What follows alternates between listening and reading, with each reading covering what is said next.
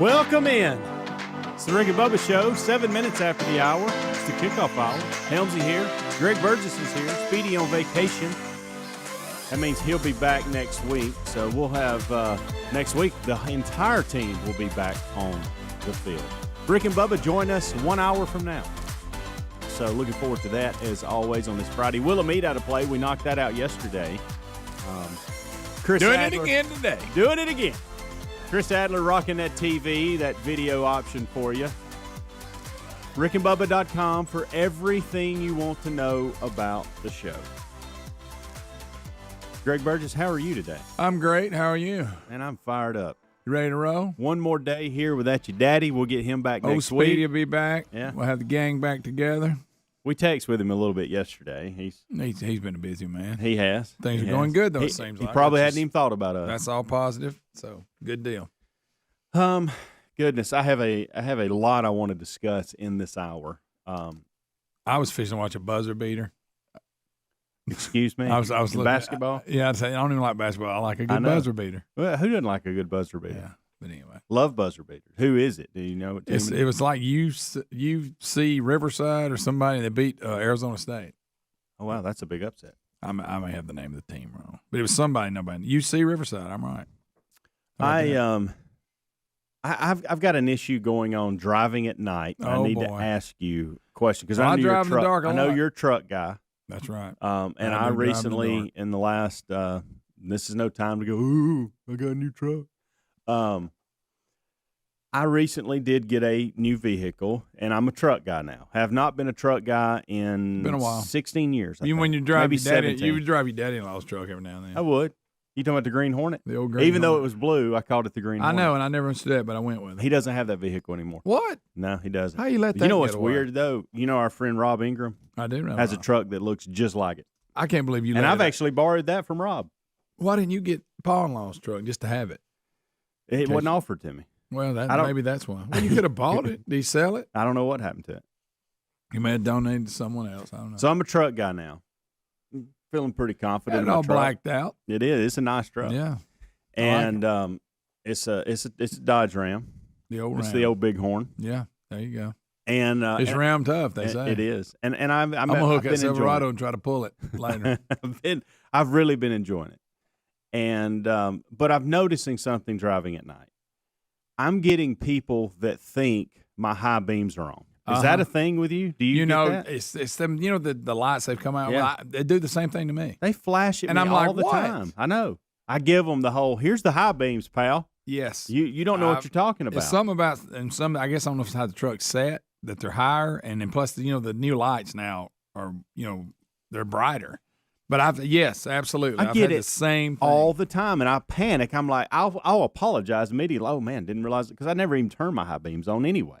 So I think, never well, have turn I? your high- I don't. I never. Why turn would them you on. not turn the high beams? I don't need them, Greg. You don't need. Well, I'm not saying you can't drive without them, but why would you not have them? I never why think do you think about they them. put them on there? Never think about them. So this is nobody. You're the only person I've ever heard of that says I do not use high like if beams. I ever see something that I want to see better, like out in the distance or whatever, I'll flip them on. Let me tell you But as coolest far thing. as driving, I never use them. My Chevy Silverado High Country, being a Hendrick driver, Yeah. it's got the automatics that brighten dim on their own, and that is awesome. And that's the technology But behind then when that I is drive, amazing to me. but then when I drive a vehicle that doesn't have that, I forget and I blind everybody. Well, Because I actually use high beams because they're there and they're for that. I mean, have you ever heard of this, Adler? Hold on. Let me find you here. I actually need to apologize to two people on my way in this morning. Twice. I don't know what the deal was this morning. First at a stop sign, I'm like behind a person, and I'm like, oh, goodness, I'm just high beaming them so bad right that's now. terrible when somebody's behind you doing it. That happened like 2 minutes You know what from usually my house. happens? Old hand signal. And then like 2 minutes from here, I'm sitting at a light waiting for a light to change, just listening to some rock and roll, chilling out, waiting for the light to change. Oh goodness, again, I don't know what my deal was this morning, but two people, I'm just sitting there waiting for something to change, and I'm See, I have an excuse because I have a vehicle that has automatics, then the other ones don't. So I get used to the automatic I don't know switching what and I my deal blind was. people. I don't know what my problem was this But morning. you do use high beams, obviously. I do. unlike I hell. never Yeah. use them. Who's ever said they don't I never use use my high beams. I never Hey, buddy, did. I don't. it's only in I fog. don't. Only in fog do you have to stay on low I beams. never use them. but you don't want to be able to see good. How do y'all feel about giving people the old, hey, what How long do you give them before you do it? around the corner? Well, sorry, I'm talking about when you have to warn people about the police. Do you know that about I do that? that. But I don't do that. I do that. you I don't do do that that? sometimes. no, yeah. I'm kidding. I do. Yeah. You We do actually- that? You do? Well, I was trying to be incognito. Yeah, all day. the police don't like it. They're very particular about Is that but- illegal? What's the deal? Is that Well, it's how not that- illegal, right? No. I think Okay. it is. Well, but how they ever gonna know? No, I think Yeah. people's been pulled over for it. I bet you're right. You know, because That's why he won't use his high beams. You can't do it. You're afraid to use a high beam. No, I'll flip them and I'll hit them every once. I had to bet- hit them last Yeah, night just to that, go. that hey, high pal, beam this- stuff's overrated. I bet in a just never rare. do That'd be it, like Greg. not turn the air on. That's It's in not there, true. but I'm That's not gonna true. use it. That's not true at all. That's completely. It's got air apples conditioning, and oranges. but That's I don't wanna completely use it. apples and oranges. He opens his door to order at a drive-through too. He doesn't roll the windows down. Is what I heard.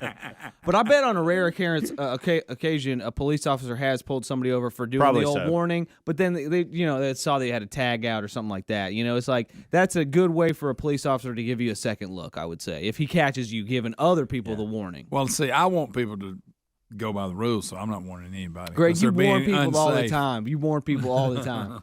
I don't know why, but it depends on the setup. Like, Yeah. if I feel like if I was coming from the other direction and that cop would have gotten me, I feel the need to warn people. But if it's like or if it's like an accident or something like that, like, hey, whoa, I get watch that it, too. up ahead. Hey, so, traffic slowing. And I know I realize this is not the way I should think, but I think that's completely unfair. That's your hiding spot is too good. I'm letting everybody know. Right? Yeah, Okay? yeah. You should not be in that particular Okay, hiding I'll spot. give you that. I that's the time which I do it. I Let me- feel But I'm the judge on that, and I probably shouldn't. sure. But that's what I'm doing. What about when you think someone's bright lighting you, but you're not sure, and you want to be like people are doing you? How long do you before you blast them back? And what if like I've done that, like you did? Yeah. People blast me, and I'm on low beam, then I hit them high beam and bear down on them. Yeah. Well, I did that last night. I was frustrated because I was frustrated with it because I'd gotten hit, and I was like, "What are they doing? I'm not high beaming anybody." And then the third car come by and did the same thing, and I'm like, "Hey, take this. This is the high beam." Are pal. you a quick if somebody's coming at you? And No. are you quick to go high beam? I normally or do you don't give them a minute Greg, to see if they do I'm it gonna- on their own? You're not gonna believe it. I normally don't hit them because I feel like that could cause them to jerk their car plus- over my lane. Plus, you'd have to use your high beams, and you're against that. Plus, like one time I gave somebody the hey buddy, and then they actually high beamed me, and so that happened to me once in my life. So now I'm afraid it's going to happen Yeah. again. That's So what I'm now I talking don't about. do it anymore. Yeah. I know. I just way. deal with it. You know, That's me. like those people had to just deal with it this morning that were in front of me. They were, their eyes weren't.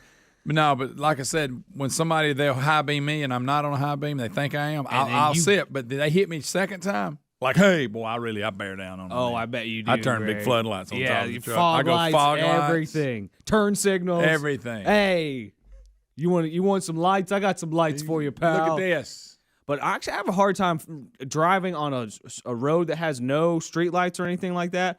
I mean, it's dark. I'm putting That's my what high high beams beams are on. for. I can't see in the Maybe dark. I'm not in the ever on night. those spots. You're never on a dark road with no street light. How about this? I'm a high beam guy. I am too. If there's no street lights, high beams all the way. Oh, I can't see. I'm blind. I'm absolutely night blind. I don't know what my So problem basically, is. Helms is unsafe. I shouldn't be able to I drive didn't realize at night. I was so unsafe. Yeah. I'm just glad to know I'm not the only one in a truck. No, being you're right. hit That like I've happens. got my high beams on, and I really don't. I get the same thing. Yeah, I did it once, and now I'd never do it again because the guy was like, "Hey, you idiot! Hey, DA, I didn't have my brights on." Here you go. Are they really bright? I don't know. All right, we'll be back. Hang with us. Rick and Bubba. This holiday season, if you or anyone in your family wants a guitar, look no further than our friend Travis Perry, the founder of ChordBuddy.com. Famous.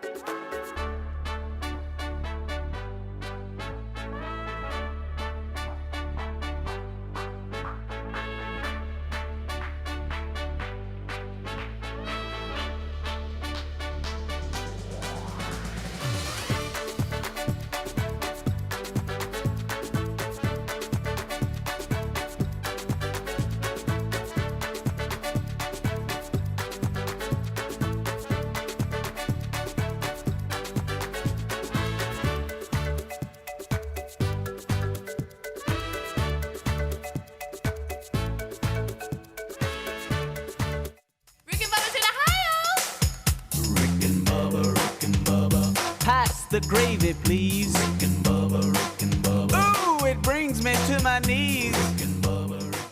21 minutes after the hour, Helmsy here alongside Greg Burgess. This is the Kickoff Hour. It's the Rick and Bubba Show, and welcome in. However you may get the show, whether it's via podcast later on in the day or live in the morning or just watching on TV at your leisure. Whatever the case, we are glad you are here. Greg, couple stories I want to knock out real quick that caught my eye. We have a man, Rhode Island man, 89 years old. 89. He has fulfilled his dream of being a physicist. He has gone back to school at 89 and got his doctorate and his Is PhD. anybody going to hire him at 89? Well, he talks about that. Probably not. That's not his thing. That's not the reason he wanted to do it. But he did complete his PhD. He's been working on it for 2 decades. Sound like Bubba's college career. Manfred Steiner. He defended his dissertation successfully at Brown University in Providence. As a teenager, he was inspired to become a physicist after reading Albert Einstein. Time out. Yeah, I know. He was inspired as a teenager. Yes. But the inspiration was so grand that it took him. He waited till he was 89 to do it. He had he had a really good career. He was a physician. He's obviously he very was a smart doctor. guy. He is. He earned his medical degree in 1955. Okay.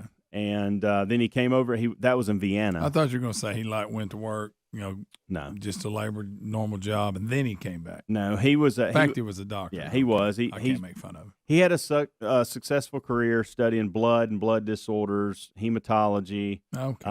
And then he became a full-time professor, and he taught. But I guess it was about 20 years ago. He said, "You know what? I really regretted not getting my PhD." And so I'm going to start that process. And it took him a while because he had some health issues, obviously. When you're in your 70s and you start pursuing something like that, you're going to have health issues along the way. And so, but he turns 90 next month, and he just got his PhD. Well, how about that? So that brings up two questions for me.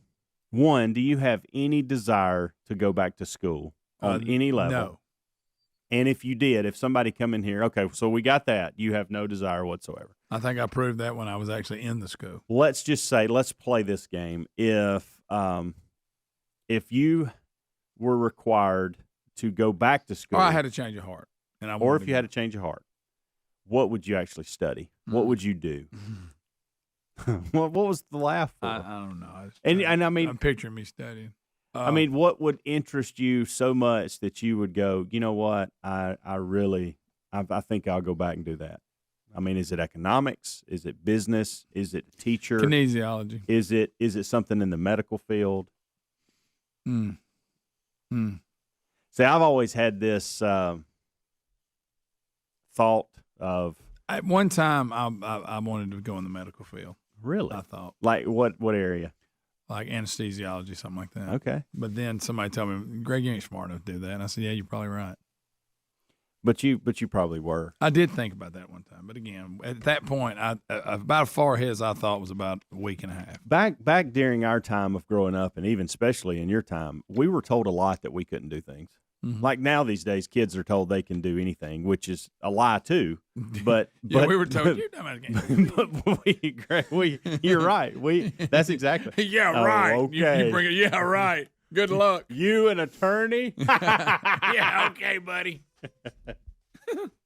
So We had fun though. I'll give you that. But medical field has never intrigued me at all. yeah, kind of.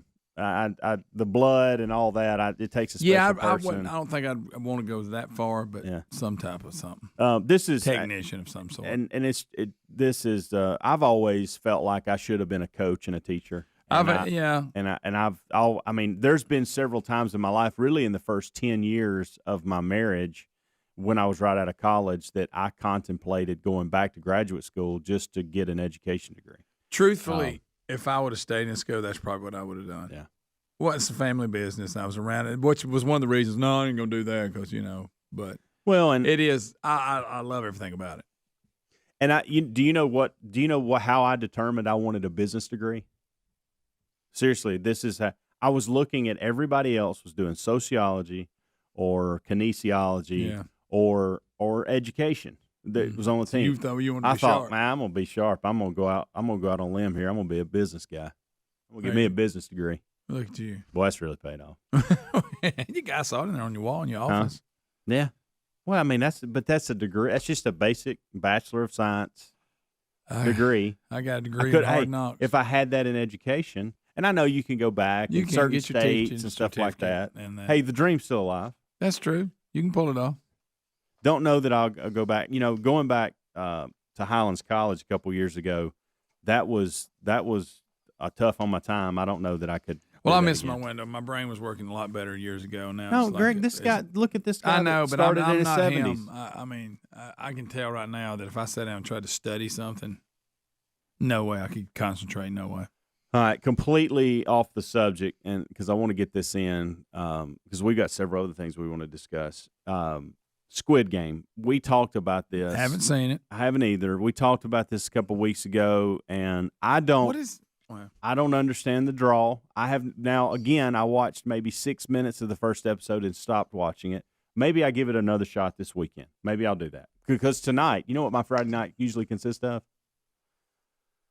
Hibachi chicken, yeah, double rice, no vegetables, and a good movie or a good series. I like the vegetables, but So that will maybe my good movie But- is this series tonight. But I get here's it the started. deal. The look of it, I don't like because her mouth's not with the words. Yeah. You know how I am about that.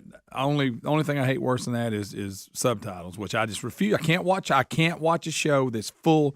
If there's a few characters in it that every now and then you have to do, and I still don't like it. But when it's a full subtitle, I will not watch it. Well, the reason I'm bringing this up is because one of the But this one's not the subtitled with largest, their mouth though. It's the- like I'm watching Ultraman. Well, and that bothers me, and I'll have to work through it. But I've got to know what the intrigue is. You got to realize that it has surpassed in all streaming and all engagements, like on these mini videos on YouTube and all these things. It's surpassed in views the Game of Thrones. That I cannot believe. And I enjoyed the Game of Thrones. I actually liked it. There is something with this Squid Game. What is? I don't even know what it is. It looked like some. When I watched the previews, I thought, well, I have no interest in that. Well, I may be wrong. I mean, how is it so popular? Well, and you got to understand the views from the Game of Thrones was from 2011 to 2019. This is in like one year that it's blowing up like this. That's some kind of something. They're hypnotizing people. I'm going to give it a There's second some chance. subconscious thing they're doing. We got to give it a second chance. Rick and Bubba, Rick and Bubba.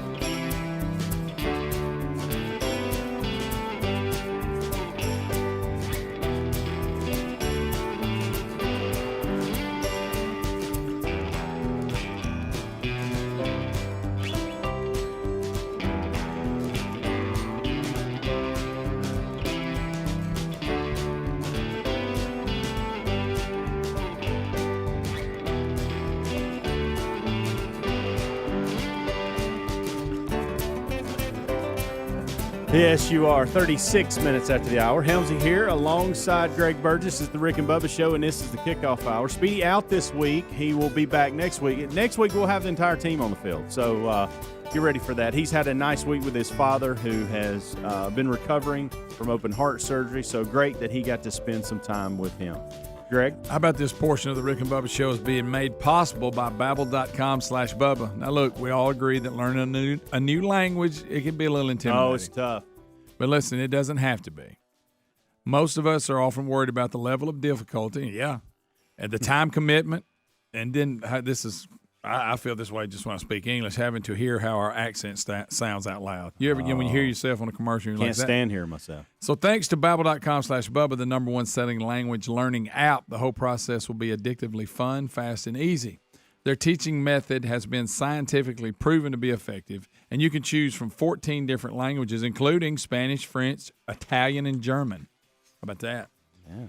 Plus, Babbel's speech recognition technology helps you improve your pronunciation and your accent. So there you go. There are many ways to learn with this service. Plus, it comes with a 20-day money-back guarantee. So here we go. You got nothing to lose. Right now, if you're a listener to the show, you will save up to 65% off your subscription when you go to Babbel.com/Bubba. That's BABBEL.com/Bubba for up to 65% off your subscription, or find a link at rickandbubba.com under the sponsors. How about that? How about this? Babbel is the language for life. That's what it says. Isn't it funny? It's called Babbel. Babbel. I love that. You know why? Because you're babbling. I know. I feel like I do. I like to do this, especially in the city that I live in. I do feel like an alien most days, just out of place. But I will say this for when we talk about our society in general. I think there are some good things, some great things that have changed over the past few years, 20 years, 30 years. But I also think we've gone too far the other way. I think we're weak. And this story you have speaks volumes to that. And we may even get some pushback on this, but I really don't care. I really don't either, because let me give you the headline. Texas coach Steve Sarkisian, we remember him from Bama. We do. Responds after video of assistant. I thought, this is going to be bad. You know what the assistant was doing? Cursing at players. Guys. Cursing at players. Now, look, I'm not here to promote cursing, okay? So save your emails. But if you've ever played sports, or if you've ever had a job, a lot of times, especially when you're young and you're new, you're a rookie, people going to talk rough to you. Yeah. Some of them going to use foul language, especially in sports. But the headline's like, oh, my God. I thought, they've beat somebody up. But here's why he got mad, okay? Obviously, he's a young coach. He got they just got their butt handed to him. Now, you're Texas, by the way. You're trying to get this thing turned around. They got their butt handed to them 30-7 by Iowa State. When he gets on the bus, there's players cutting up and laughing. And it just hit a nerve with him. And, he went nuts.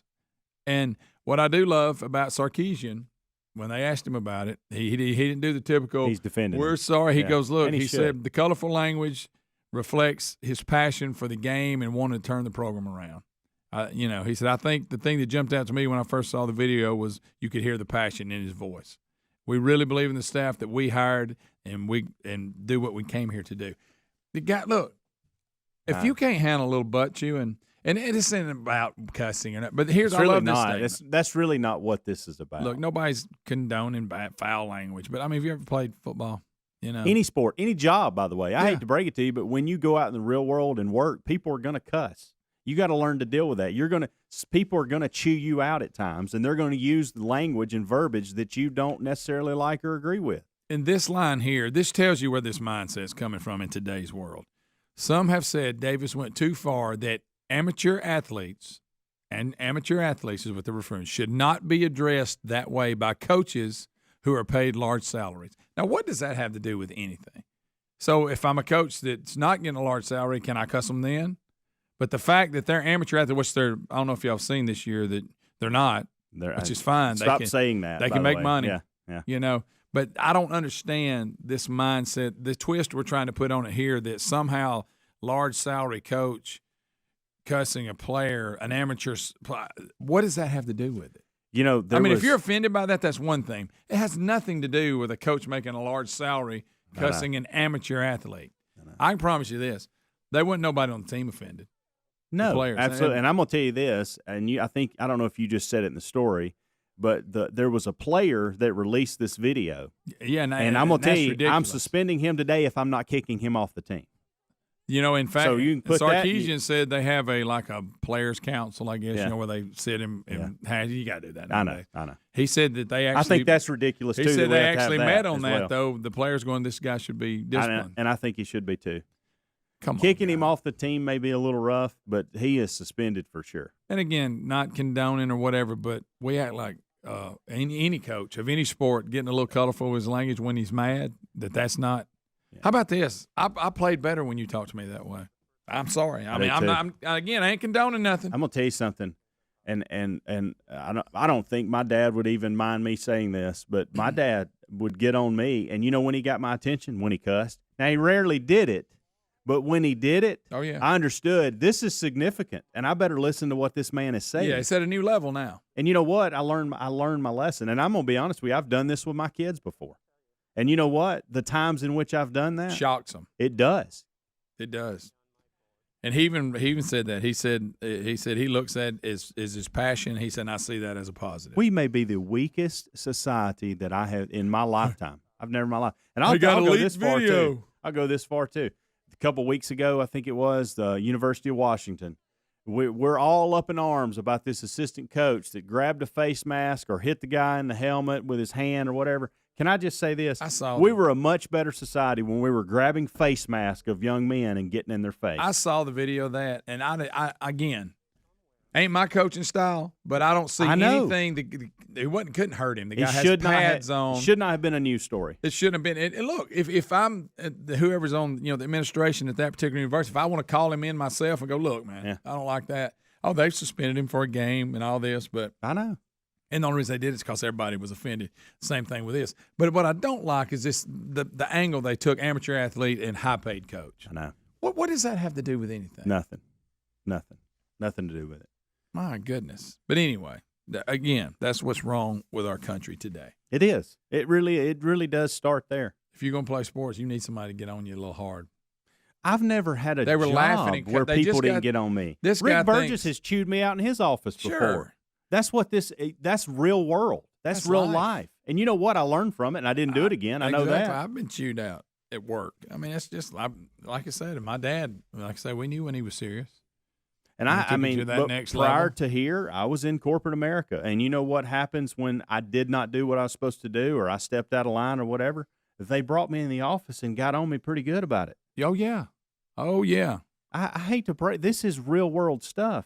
And that right there, I appreciate these coaches taking a moment where there shouldn't be any celebrating and goofing off. No. Hey, y'all don't need to be in here laughing. We just got our butt. We're Texas. We're the Texas Longhorns. Absolutely. I think and about we're an embarrassment. Perfect and you're example. laughing about it. Now, I wish he would have cussed more than he did in this, but it's a movie where they did Moneyball.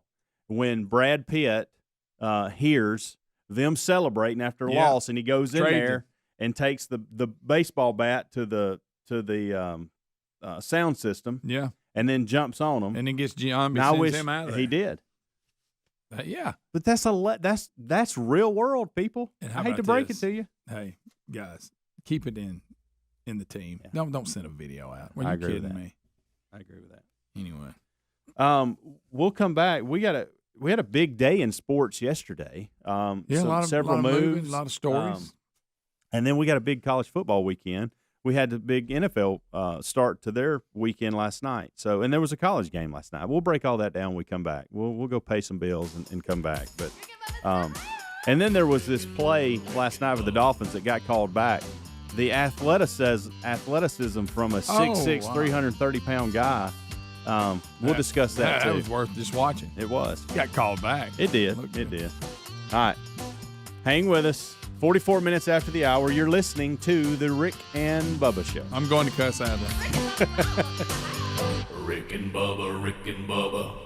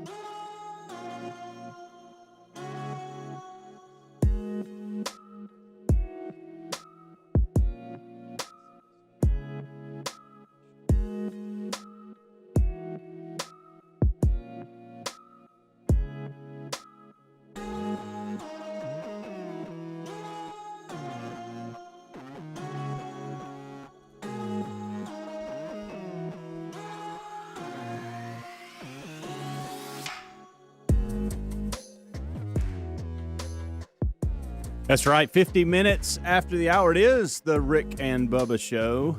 Helmsy here alongside Greg Burgess. Adler in there rocking TV production, video. The boys join us next segment. When I say the boys, I mean Rick and Bubba. Speedy on vacation. He'll be back next week. So the Dream Team will all be back together again on Monday. So we were diving into sport. We got to talking in the break about speeches to these kids or players or however you want, amateur athletes, and Texas is known for this kind of stuff. One of now it's brutal, and I don't encourage you to pull this up in any kind of capacity unless you're alone today. But I remember, and this was probably back in the early 2000s when the late great Augie Garrido. Augie was rough. He was. And he was Augie was rough. He was the baseball coach at Texas, and good night. My goodness, what a speech! And we listened to the speech in the break, and it is rough, like it is very rough. But let's not act as if these kids have never heard this language. Yeah. Matter of fact, they're probably it's very relatable to them, probably the way they talk. Absolutely. Yeah. And so, I would just say for those of you that are frustrated with this kind of thing, not condoning certain language by any means, but let's not act like this doesn't get these kids' attention, because it does. Yes, it 100%. does. It motivates them. Yeah. Big moves yesterday in the NFL. OBJ, Odell Beckham. Oh, we've been waiting on him to decide what he's going to do. You heard rumors about, hey, he's interested in the Saints. He's interested in the Packers. Well, he didn't land at either one of those. He landed with the Rams. And they're really good. That's so what they I've just been got saying for him. He's like, okay. They just got a lot better. And so that was one of the big moves. So they got moves. him and Von Miller in a month. Yeah, how about that? Wow. And added to that already good receiving core that they have. A lot of people are picking them to go to the Super Bowl. But is Odell going to play, or is he going to whine? What's he going to do? Is he going to do like in Cleveland? Does the weather have to be right for him to play? I'm tired of these prima donnas. He's a great player, but let's play some ball. Okay. Tired of waiting on you. He's a big time brand, and but his play on the field has not been what we all wished it would be. This may be a good opportunity for him. The other big move yesterday was the Carolina Panthers signing Cam Newton. That was very surprising. How about that? So I know plus they hadn't been real happy with Darnold. They haven't, and he started out. They were like, oh, and then he kind of. So first of all, he was Sam Darnold was put on injury reserve. They had no plan. Cam Newton has actually been upfront about, hey, I'm vaccinated. If y'all need a quarterback, and that's funny too, because that's something that we have not had to deal with in previous years. That's a different little twist. And so if you look at, let's say Sam Darnold, let's just say he wasn't hurt and he got the virus. Well, that's a big deal now. You can't just go play with the flu like we used to could. I mean, you got the Michael Jordan flu game that everybody talks about.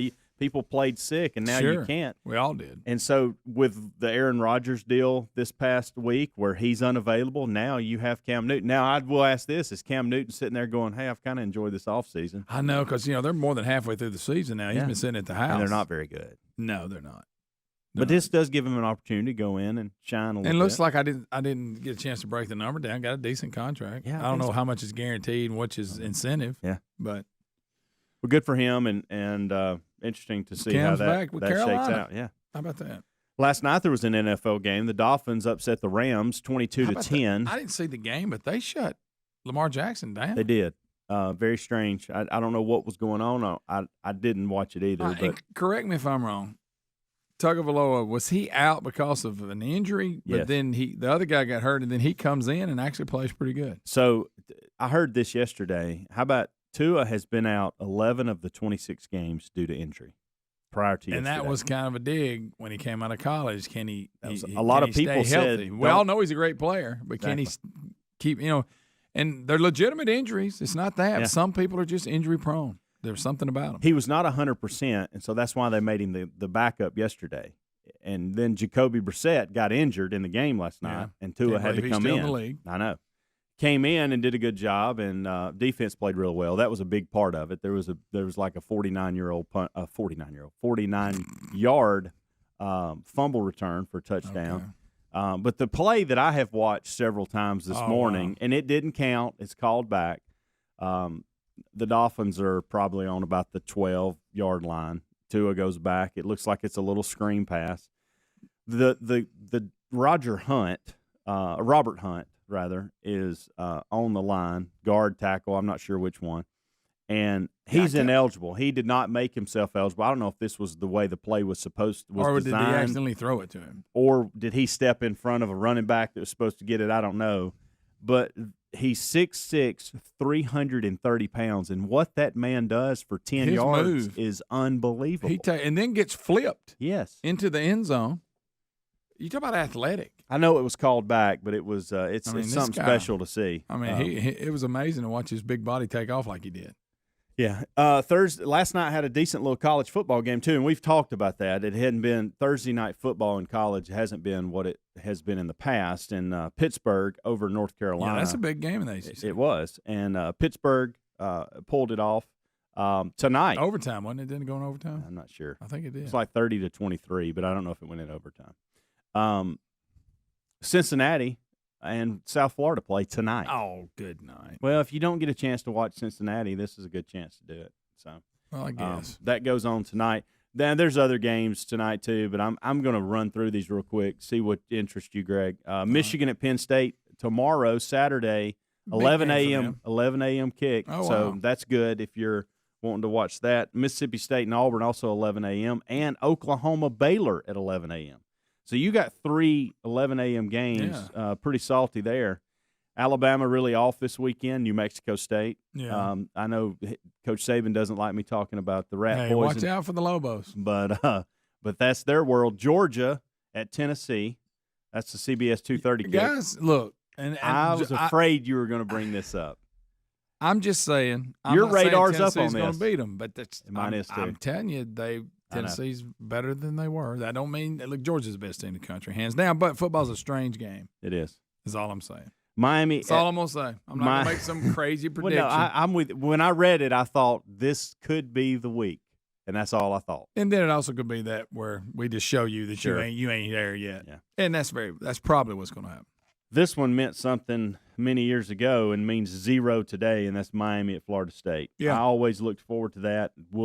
Could not. care Remember less, the days today. when Bobby Bowden was there and the field goals kept getting missed? Yes. Remember the joke was he Yes. kept trying. Remember one year they signed like this kid that's supposed to be the greatest kicker in the world? I think he missed it. I don't remember. Texas A&M and Ole Miss, they'll go at 6 p.m. As well as Notre That's a good Dame game. in Virginia at 6:30. I don't really care about that, but the fact that Notre Dame is ranked 9th, I mention it. And then the nightcap, Arkansas, LSU at 6:30, and TCU at Oklahoma State at 7. Getting a lot of people giving a lot of hype to Oklahoma State. All right, did I make this up, or did I hear yesterday that Deion Sanders is being considered for the TCU job? I saw something on that, and right now he's, believe it or not, injured as a coach, and I think he's missed a couple of games. He had some kind of surgery on his foot or something. Did you make that up? No, he, at Jackson State, I think he's missed the last couple of games or something. I think I read yesterday I or saw a blurb something come like up that he was in the running. Think that's a for, little quick. I don't know. I mean, Deion trying to learn the ropes. Well, if he's you- only been there, this is his second year. What else is TC? I mean, seriously, I don't understand why they got rid of Gary Patterson, quite frankly. I mean, And I also read an article they made a huge run after Peterson that's at Washington. And Chris Peterson? Yeah, he turned them down, I think. that's the who you going to get, TCU. I think you probably should have nailed this down before you let your coach go that was there for over 20 years. I haven't really kept up with him to the point they're going to let him go. His name always came up with big jobs, bigger jobs. I don't know. We'll see. What's that? Probably more to that. We just don't know. Yeah.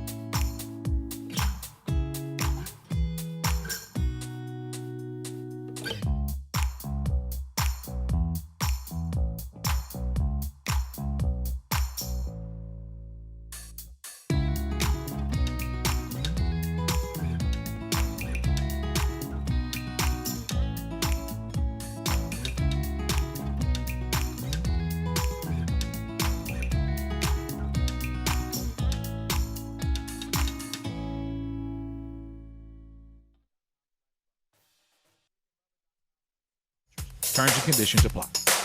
Rick and Bubba's in Ohio. Rick and Bubba. Pass the gravy, please. 6 minutes past the hour, the Rick and Bubba Show. 866-WE-BE-BIG is the number. I can't start another. A brand new hour has begun, and we thank you for being with us. Brother. We start this hour with a national anthem.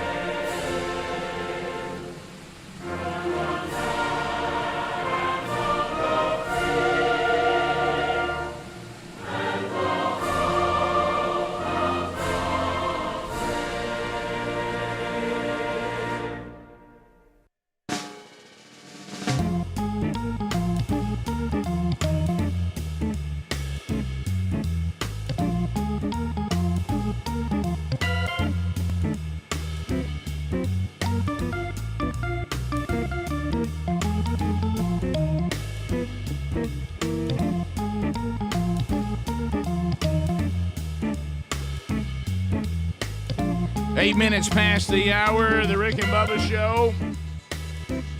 Thank you for being with us. Friday edition is rolling right now. From the Broadcast Plaza and Teleport, another active show today. Funniest man in America, James Gregory, will visit with us a little later in the program today. Haven't chatted with James in a while. Be good to visit, as the funniest man in America is still out there. And we'll share some laughs with him coming up. I'm sure he's thrilled with the state of things. Your phone calls at 866-WE-BE-BIG. Another edition of Rick and Bubba University, the podcast, coming out again tomorrow. Former ESPN host and producer and behind the scenes and guy, Brad Edwards. Brad Edwards has written a new book, and it is very, very interesting. And we talked with him this weekend on Rick and Bubba University, the podcast. Be sure you grab that wherever you get podcasts. Right there he sits, the pride of Cedar Springs, Alabama. Most of you probably know him best as Silver Tongue One, the man with a golden voice, professional lunch eaters, man of the year, the inventor of pizza and a cup, Shakespeare's worst nightmare, and the master of the King's English. Ladies and gentlemen, put your hands together for Bill Bubba Bussey!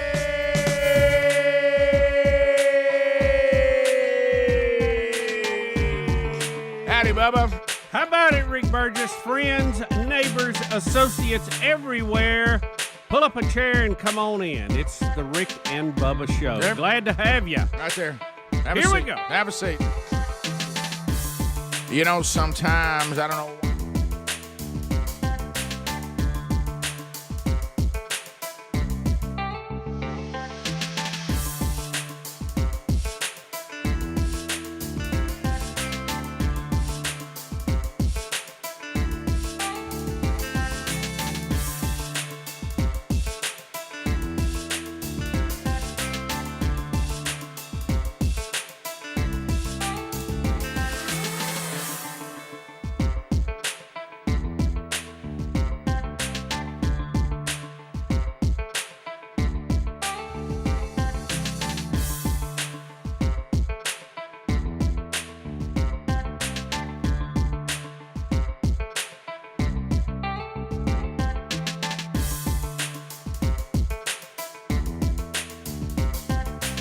Tom Petty. Bubba, how you doing today, sir? Yeah, how about you? Well, I'm excited, and I mentioned and tell them about things that are coming up, including this weekend. Interesting conversation you and I had with Brad Edwards yesterday. The book, Dynasty by the Numbers. He looks at the Nick Saban era, and he just takes the numbers and the stats and makes the case that Nick Saban, as of right now, is the greatest college football coach we have ever seen.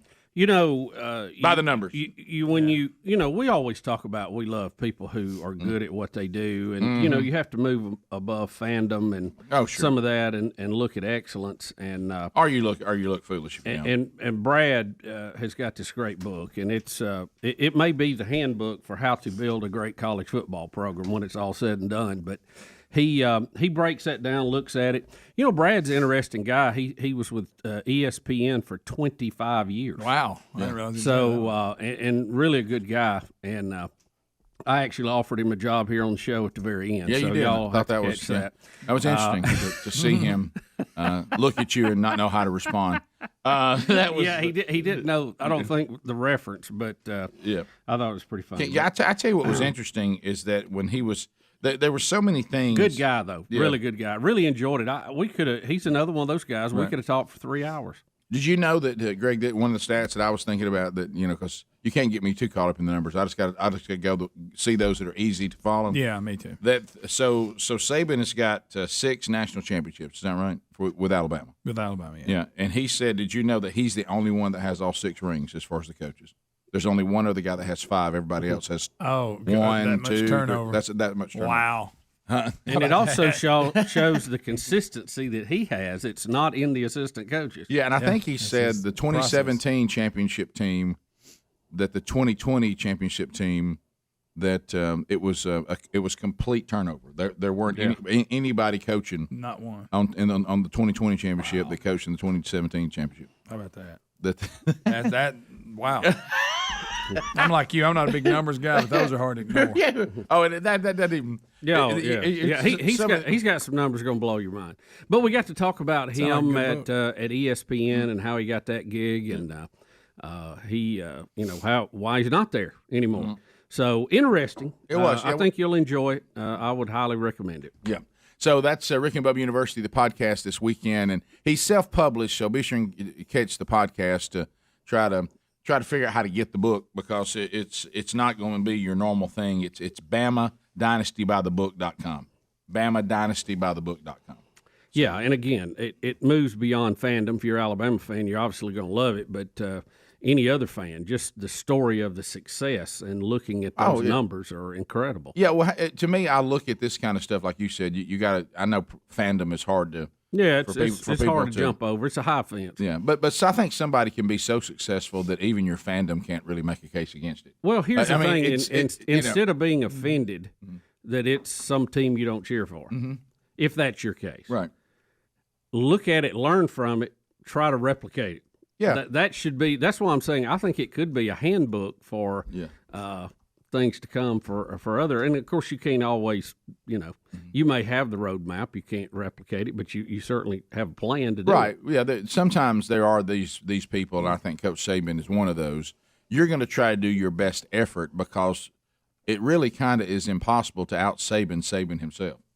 I mean, you some of this you're just going to have to be Nick Saban to pull off. Right. And but you could do your version of it, though. But look at some of his assistant coaches, which he's had a outstanding record against, but they're getting better, and they're growing their programs to resemble what he did. Especially at Georgia, Texas A&M, some of these others. So well, you and I were talking, and we said off the air, if you look at Georgia right now, it's almost like Georgia is going through the stages of Alabama. Yeah. Oh, yeah. Now, not winning as many championships because they have to play Alabama. Right. But if you look at it right now, Georgia's current defense looks like Alabama's old defense. Yeah. And then if you're really following this line, the next thing should be that Georgia will open up their offense the way Alabama did. Georgia is one Lane Kiffin offensive coordinator away from the next step. Right.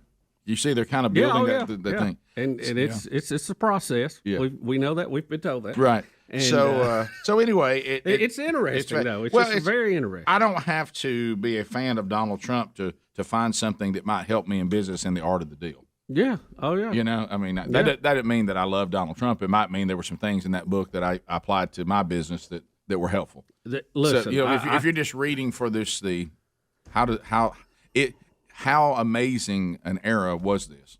It goes back to one of the comedy bits I guess we had yesterday on the show. Learn from somebody who did it right. That's right. Not somebody who did it wrong and then said, now I'm doing it right. Well, or trying to. Right. And now that reminds me of the Joe Biden gaffe today. Oh, my God. Oh, my goodness. How about old Scott yesterday? Scott's funny if you can hear him. So let me tell you, Scott Gorosky, the ones that could understand him, gave him great reviews. Yeah, one guy just went equal epic. 16 minutes past. More Rick and Bubba coming up. Rick and Bubba, Rick and Bubba.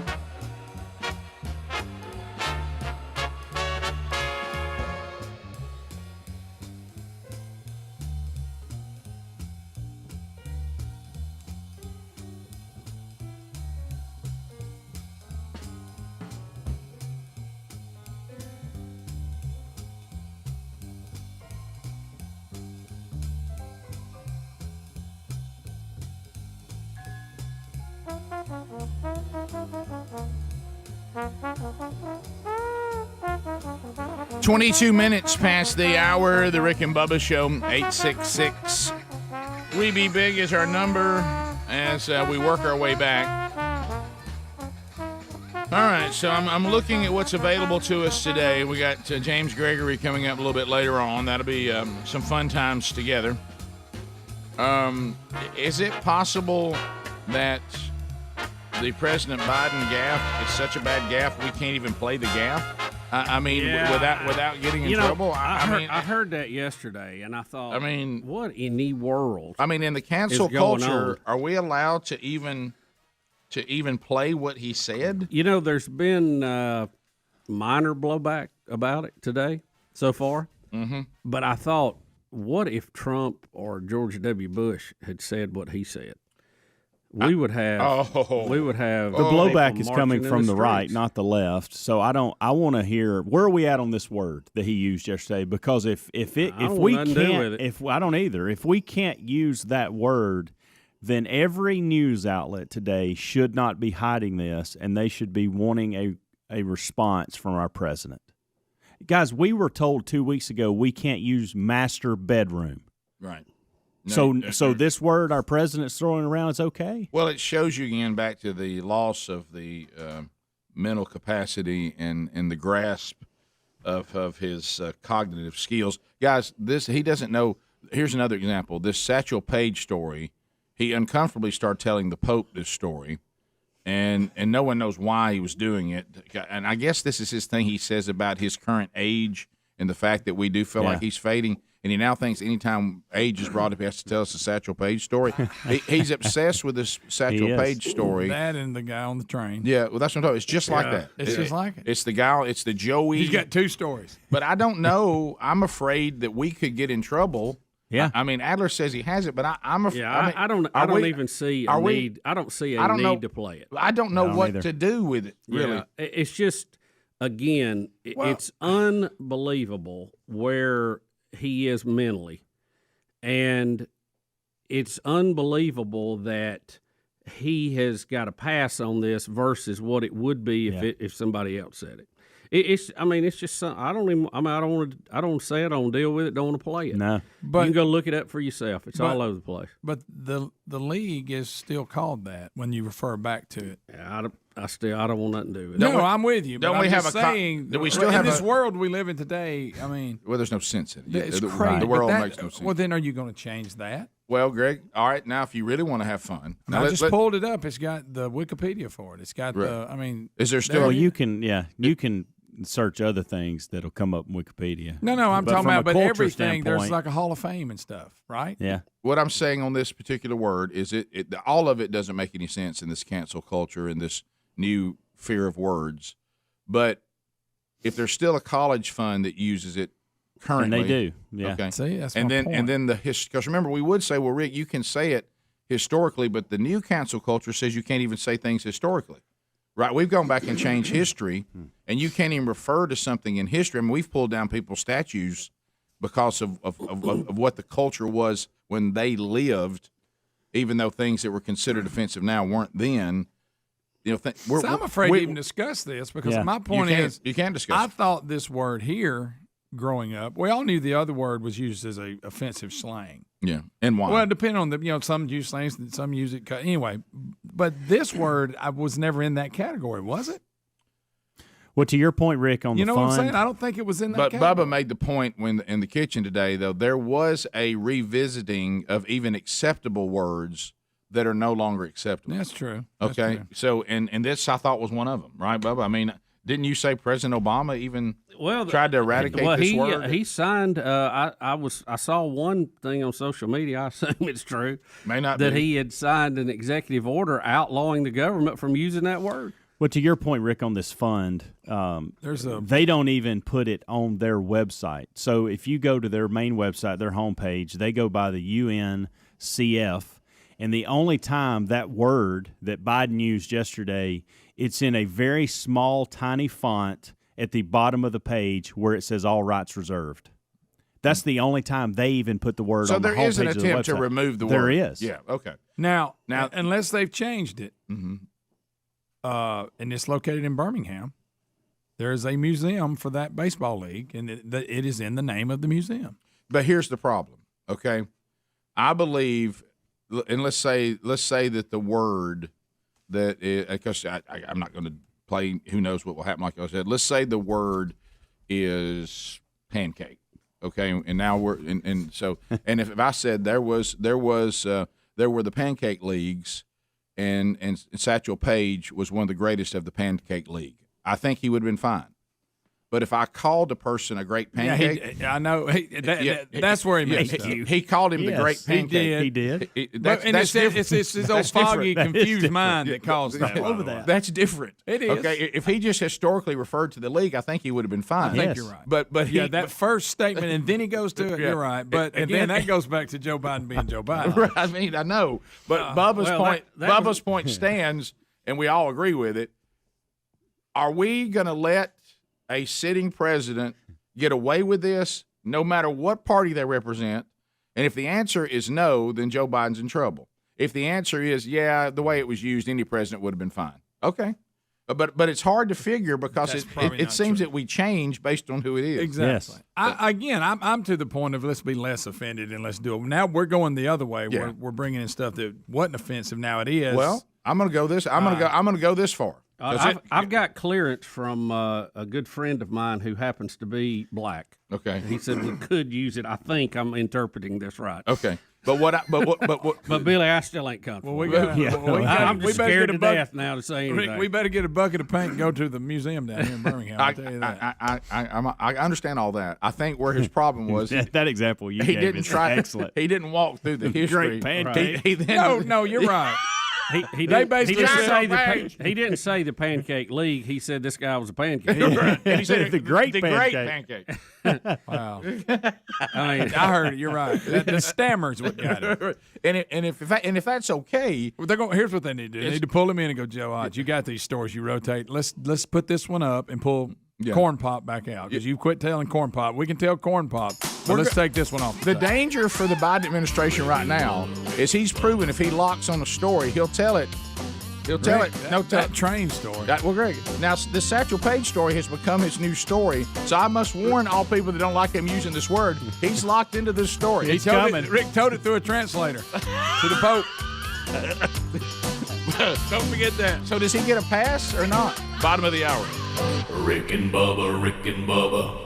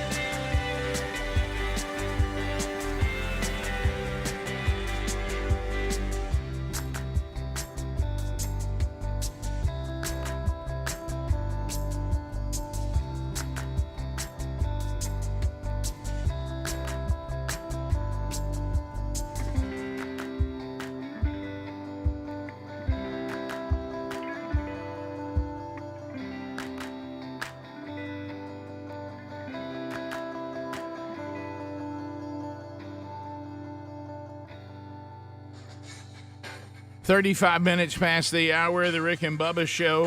866 We Be Big is our number.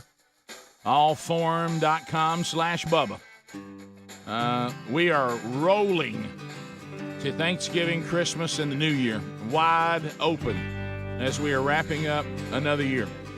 So if you're going to have people over at the home, everybody's going to be hanging out, seeing a little family. It's important. It's important that everyone's comfortable. Maybe you need a new couch, a chair, a sofa for the family room, your living room, maybe a screen patio area, even your house maybe down at the lake or in the mountains. Make a big difference.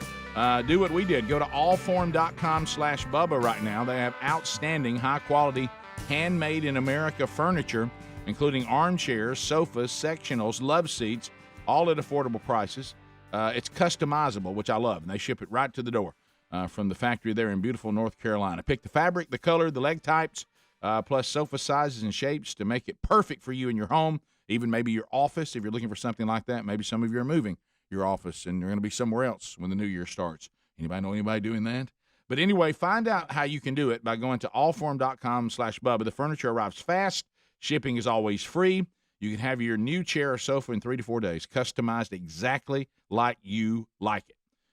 So if you're worried you won't like it, no problem. Comes with a 100-day free trial, too, and free returns with a full refund. So go to allforum.com/Bubba and save 20% off anything you buy and get a forever warranty. That's the quality we're talking about, forever warranty. Allforum.com/Bubba, saving 20%. Also find the link at rickandbubba.com under the sponsors button. All right, so we'll continue to try to now remember, guys, what we're talking about. I do have bad news, and this is one of those days we needed Don Juan DeMarco Williams still on the staff. We're not allowed to discuss this because we are white, but I have a obvious. I would like to point out the president is also white. He is, Rick. So I'm just going to let the if that's the way it is, I think it's a fair question to ask the black community: are you bothered by the term from the president in 2021? Is this something that is offensive or is it not?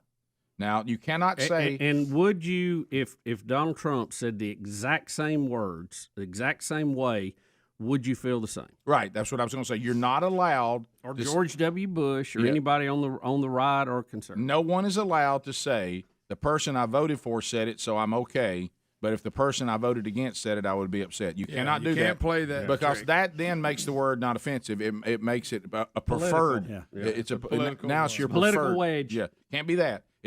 I thought, like you said, President Obama. I thought this was a word that we said in modern day that we really should not use it when referring to people of color, but yet the president did. So, is that okay or not?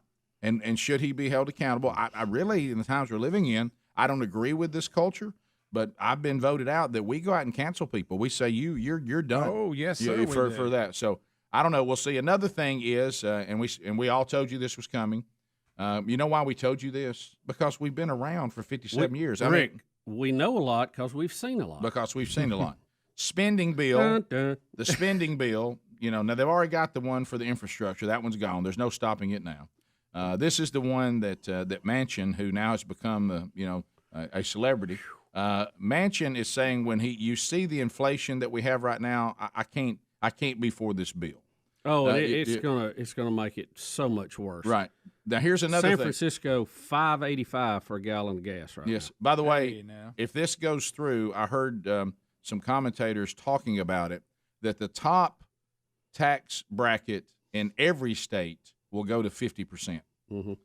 In New York, it'll go to like 62%. Right. But on average, everybody in the top tax bracket, if you add all the taxes that will be involved, you'll be paying 50 cents of every dollar that you make to taxes if you put it all together, federal, state, and all that. So, and of course, the local can even take it higher, as you see in New York. Mm-hmm. But anyway, so the spending bill, and this is the point, it's going to break Biden's pledge. And remember, we told you this. You can take 100% from the top 1%, and you can't run the government for a long period of time at all. The spending bill will break Biden's pledge that he was not going to raise taxes on the middle class. They've done analysis on it, and they said if this spending bill is passed, everybody's going up. Now, Rick, guys, they have the to. history that you're referring to was the Clintons, who went in and they were going to punish the rich because, of course, they wasn't paying their fair share. Nobody can really ever give us that percentage on that. I'd love to have a definition of fair share. It was 100,000 or more. Okay, back in the day. This was back. Gosh, Clintons would have been early 90s. Yeah. 100,000 or more, your taxes are going to go up. If you make less than that, you have nothing to worry about. Got the bill passed, and then in the middle of the night, moved the rate affecting from 100,000 and up down to 40,000 and up. That's a big jump. So then everybody that made 40 or more a year was considered the rich that were not paying their fair share. So Biden pulled the same thing. This is an old Democratic playbook standard.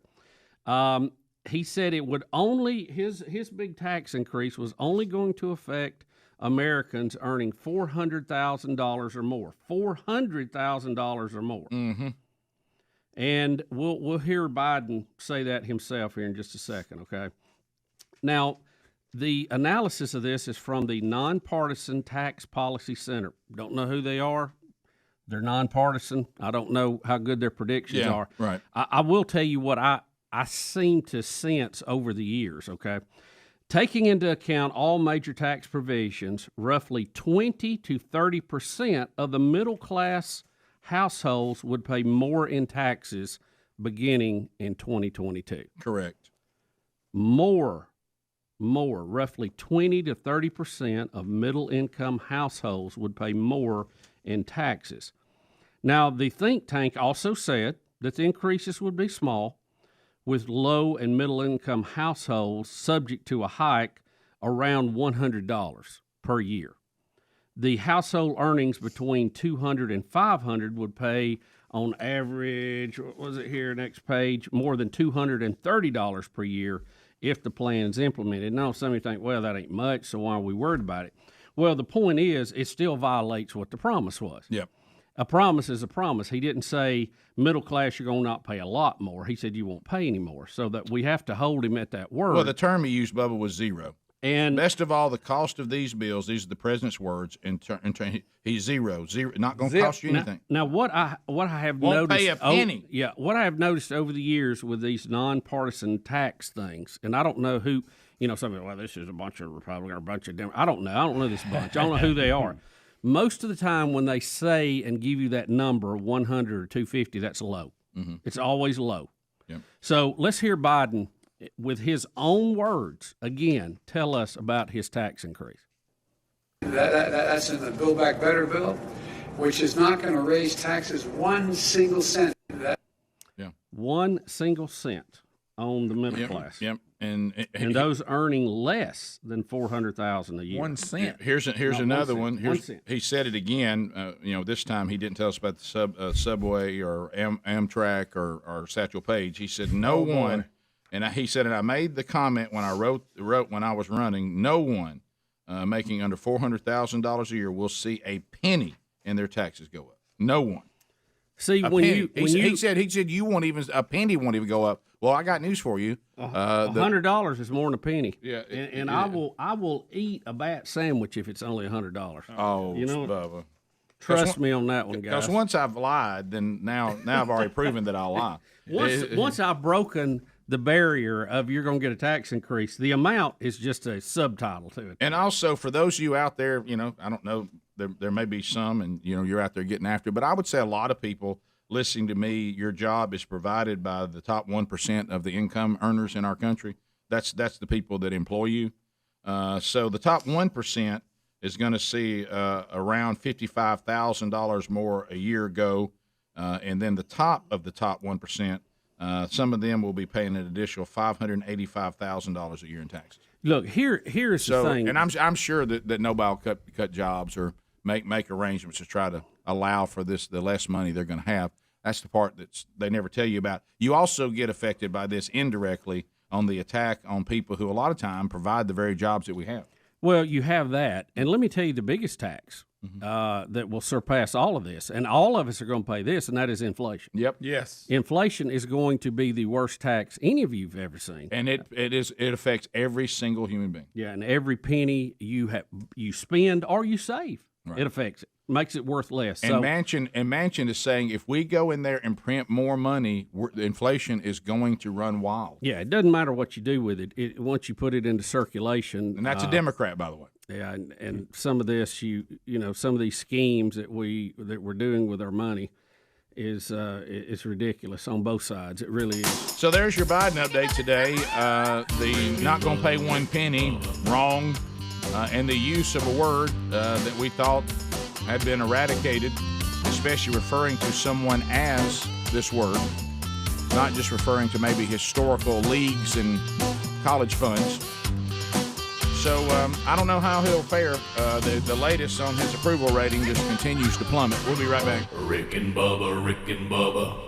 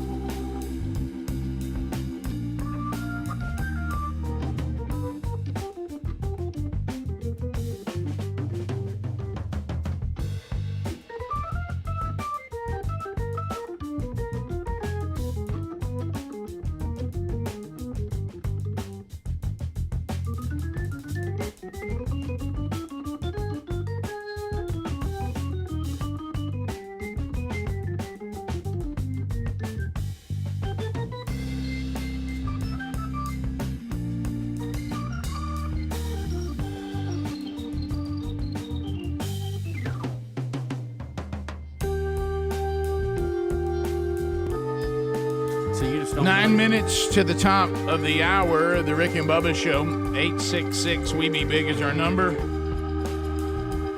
As we make the way back. All right, so let's roll into our COVID-19 update.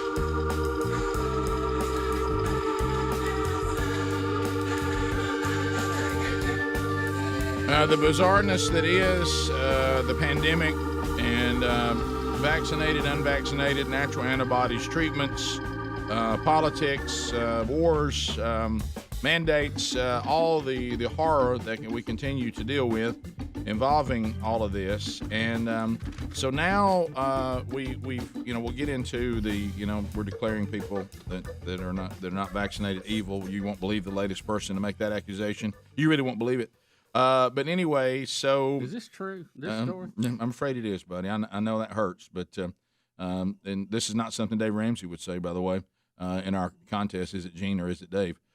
So anyway, you see that some of the northern states are starting to have a surge in cases. Now that's remember, just because there's a surge in cases, that what we need to be concerned about is when there's a surge in hospitalizations and deaths. We haven't seen that yet, and some people are saying, is it possible and hopeful that, you're going to see cases rise, but because of these states having a combination, of course, they're going to say fully vaccinated because that's all they care about. I would like to add to that, it's also good if you have people who have natural antibodies, that because there is more protection in place than we had in the past, that maybe you'll have positive cases, but not a lot of hospitalizations and deaths. And we certainly hope so, meaning maybe it will wane in its severity, even though we're still going to see a lot of people testing positive for it. I hope.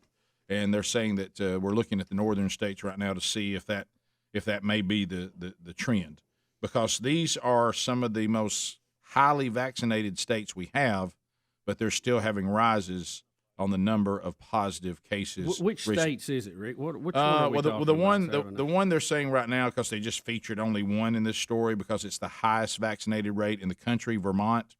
Vermont has nearly 72% of residents fully vaccinated, more than any other state, according to the CDC. Up there in the land of Bernie? Yep, and right now they have the 12th highest rate of new COVID-19 cases over the last week, and they say Vermont has seen a significant increase in COVID-19 cases in the past week.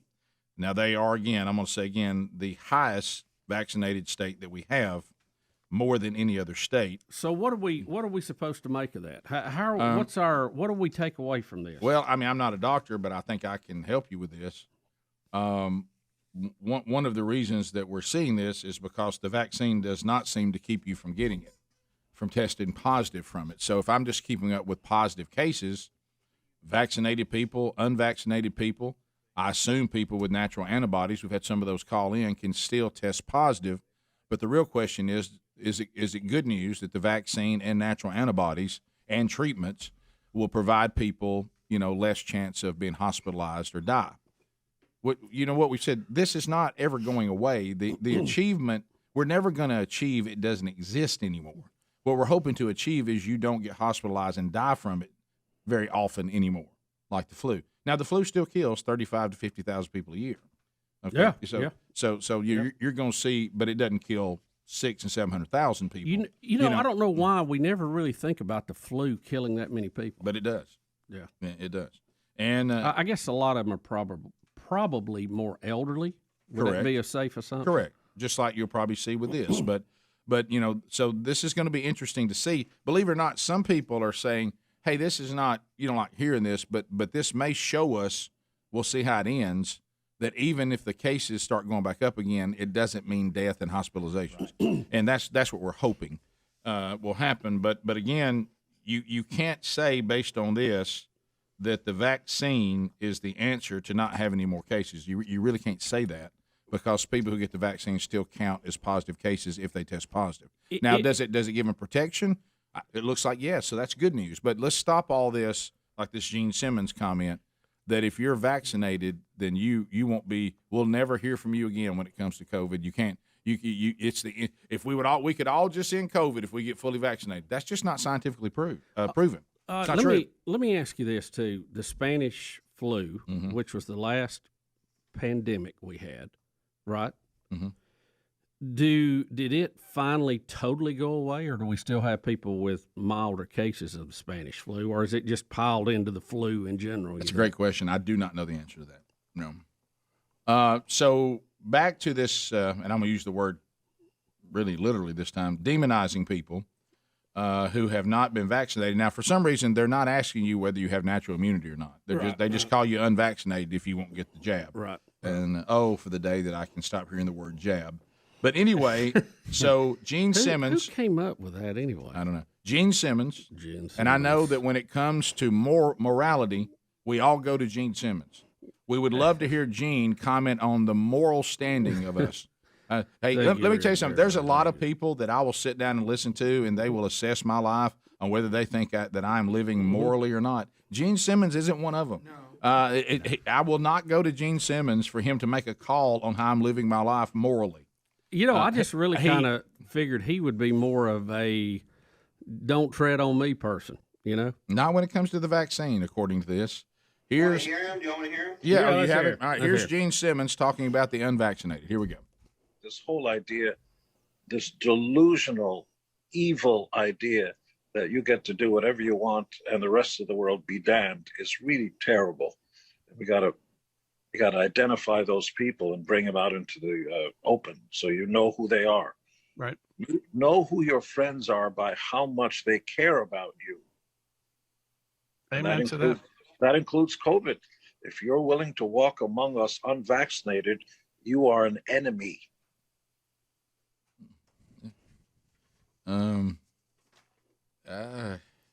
Gene Simmons. Gene Simmons, is he going to tell us what's evil and moral now? Gene Simmons. You know, if I had just when did Gene Simmons become so caring about people?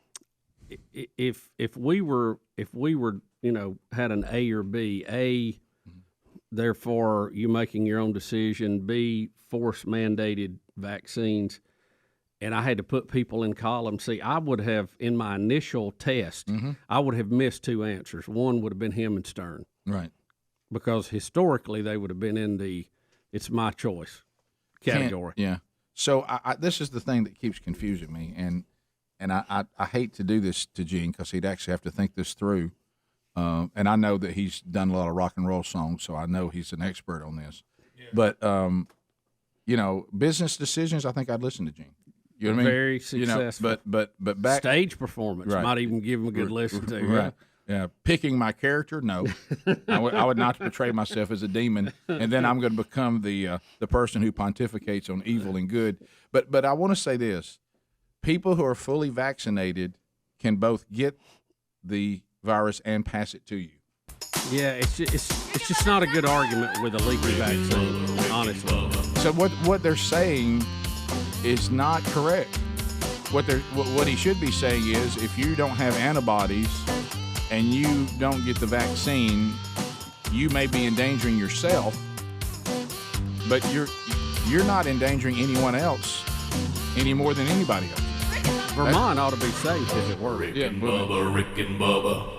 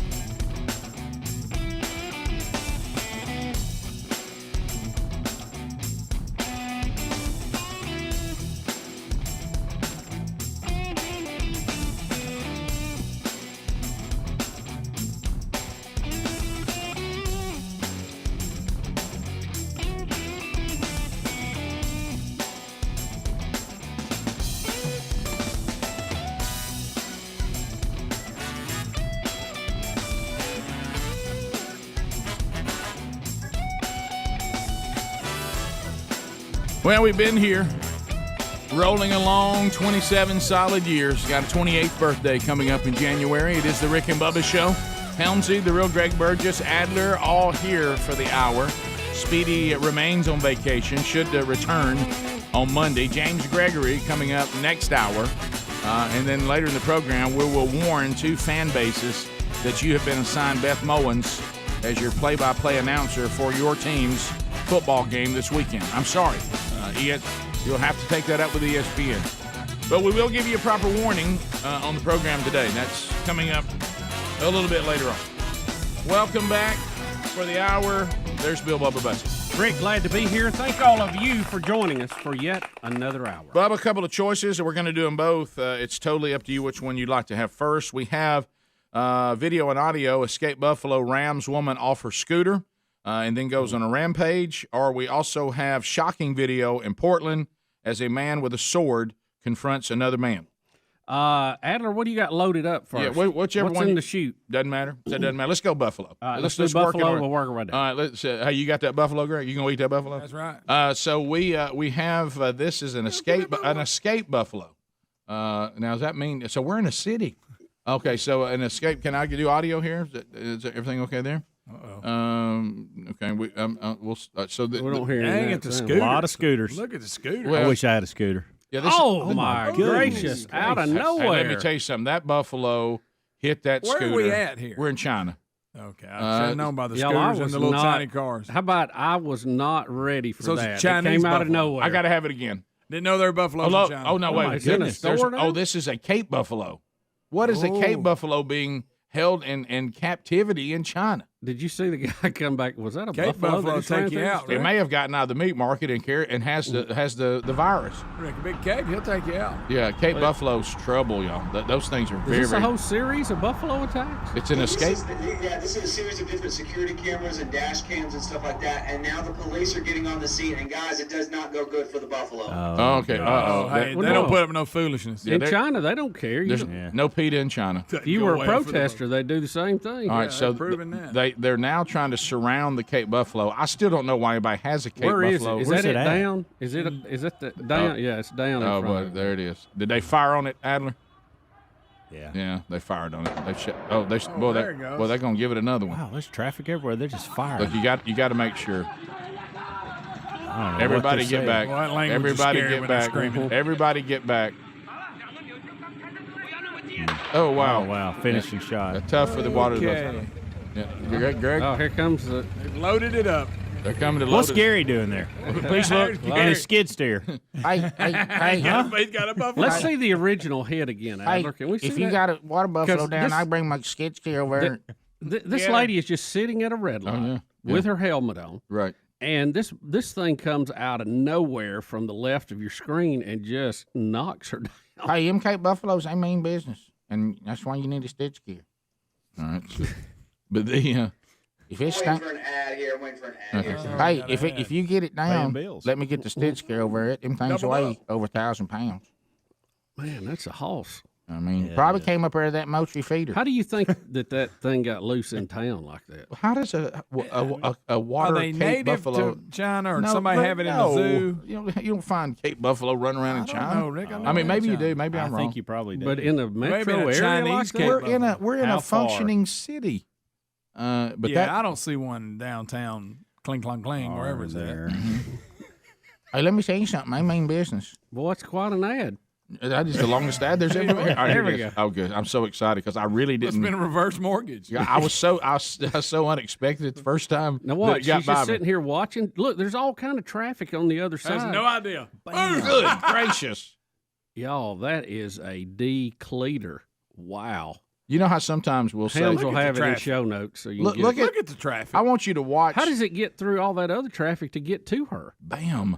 I want you to watch the See traffic it cop. blow up Look at the after traffic cop. Traffic cop's like, it's a water buffalo. Let it go. Yeah, I can't handle that. I hate to Wow. add this Then it too. busted into a store. And it also ran a red light. But the did you see that? Of course, now Incredible. Again, not a lot of pressure from PETA in China. No. They bring They law took care enforcement of in it. with guns, and down goes water buffalo. And then they haul it I bet out there's a on lot a of- tow motor. Lots of buffalo in China. Are Hey, they? okay. Yeah. Hey, Let me tell you something. They called me to bring the stitch care over. All right, the other one, Bubba. Now this is the guy with the sword. Yeah, we have a little road rage incident that includes a sword. And this was in, let's see, where'd we go? Oh, here it is. Portland, Oregon. Yeah, Portland, Oregon. How about Portland? And we've got a guy jumps out with a sword. I mean, he kind of goes ninja on the guy. Okay, and there's a rifle too. Yeah, well, just wait. Yeah, he's got the sword, and this other guy's being pretty calm about him having that sword drawn back. That's a lot of sword. And I think he says, look, I got something for you, sword. Isn't that what he's saying? Yeah. Yes. Yeah. In so many words. He's saying you need to take your samurai and head back to your look. Now he's like, here comes the rifle. He warned him. He said, hey, it can get look the person who's filming suddenly when the guy goes for the rifle, it ain't funny anymore. No, they get down. Why does somebody have a samurai sword? Well, look, he's kind of got the little hop, like that's his thing. Like he's going to do something. A little Jackie Chan move there or something. Let me tell you something. If you take out a samurai sword on what appears to be that's just the guy on the brawny paper towel ad. Yeah, I would go. Got his big old flannel shirt on. I mean, he's a big old boy. He's filling that flannel shirt up too. How about this? Look, hey, you better back off when Brony Man gets out of his car. I bet he weighs twice as much as that other guy. Yeah.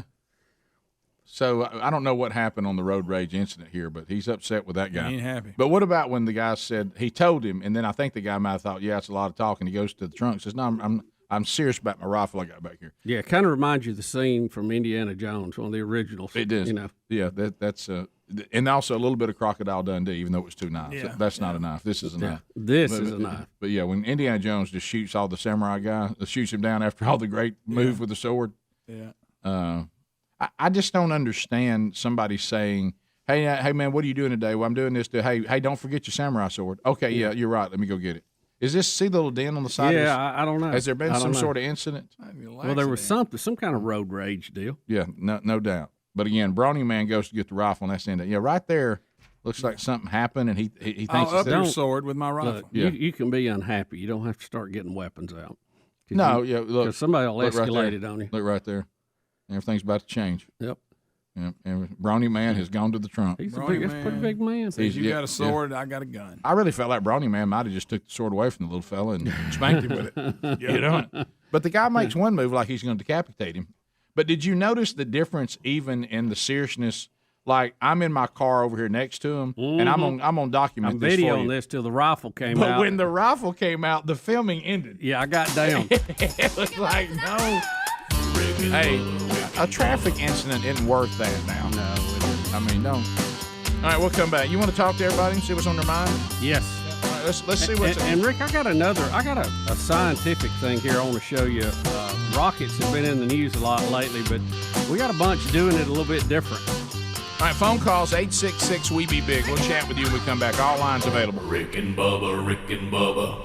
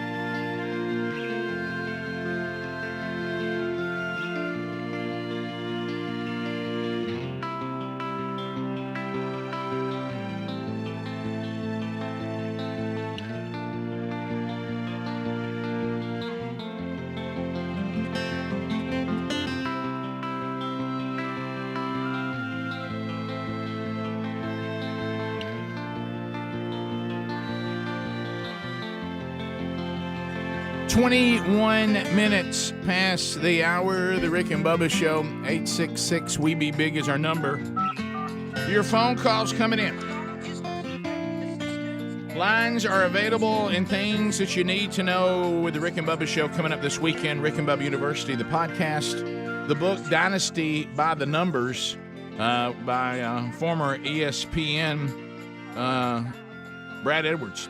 25 years at ESPN. We talked to him a little bit about that, but we also talk about his new book, Is Nick Saban the Greatest College Football Coach of All Time? He says, I can prove it by looking at the numbers, and that book is available at dynastybythenumbersbook.com. Listen to that this weekend. Man Church is going out this weekend. Helmsy and I will be in two different locations.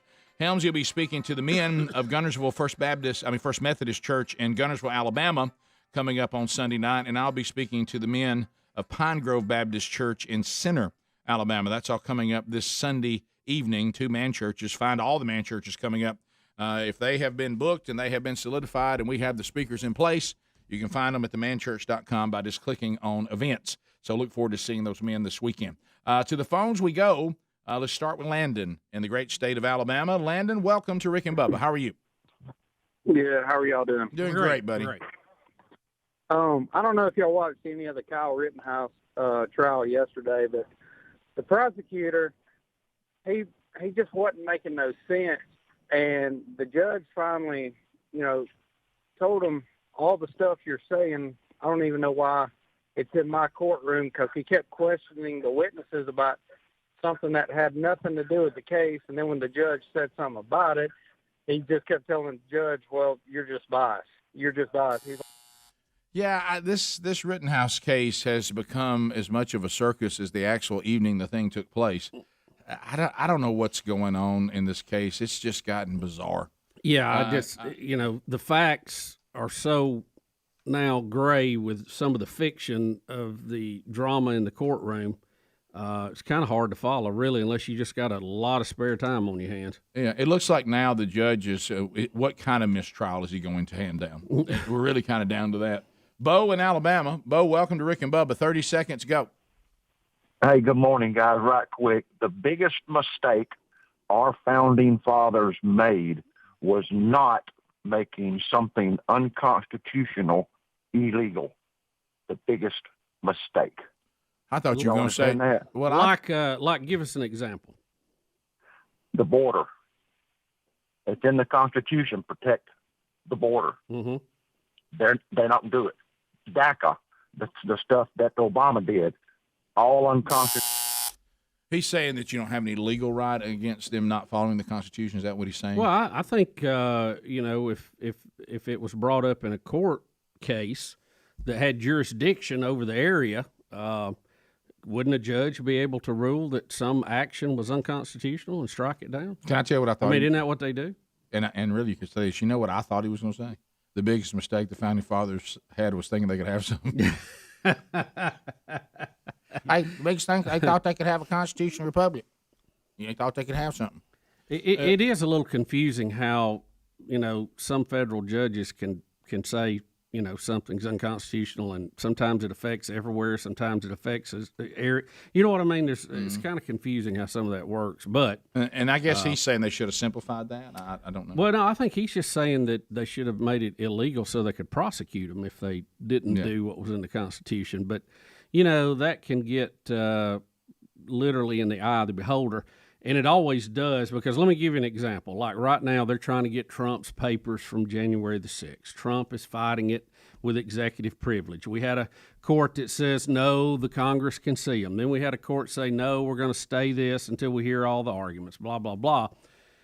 And they may or may not get it. I don't know. But let me tell you, that'll open the door for the next president, who may be on the other side of the aisle, for him to have to give up his papers. They never think about that. No. That whatever we pass is going to come back and work against us. You establish precedent. Yeah. Kevin in Georgia. Kevin, go ahead. 30 seconds. What's up? Yes, long-time listener. Appreciate all y'all do. Thanks, buddy. I'm planning a trip to Texas, the airline. I'm not a frequent flyer. I've flown before, but not frequently. I'm just curious. Bubba went down to Florida the other day. I was curious what all kind of with the vaccines. Did you have to present a card? Did you have to give a negative? Negative. Nope. You just have to wear a mask the whole time.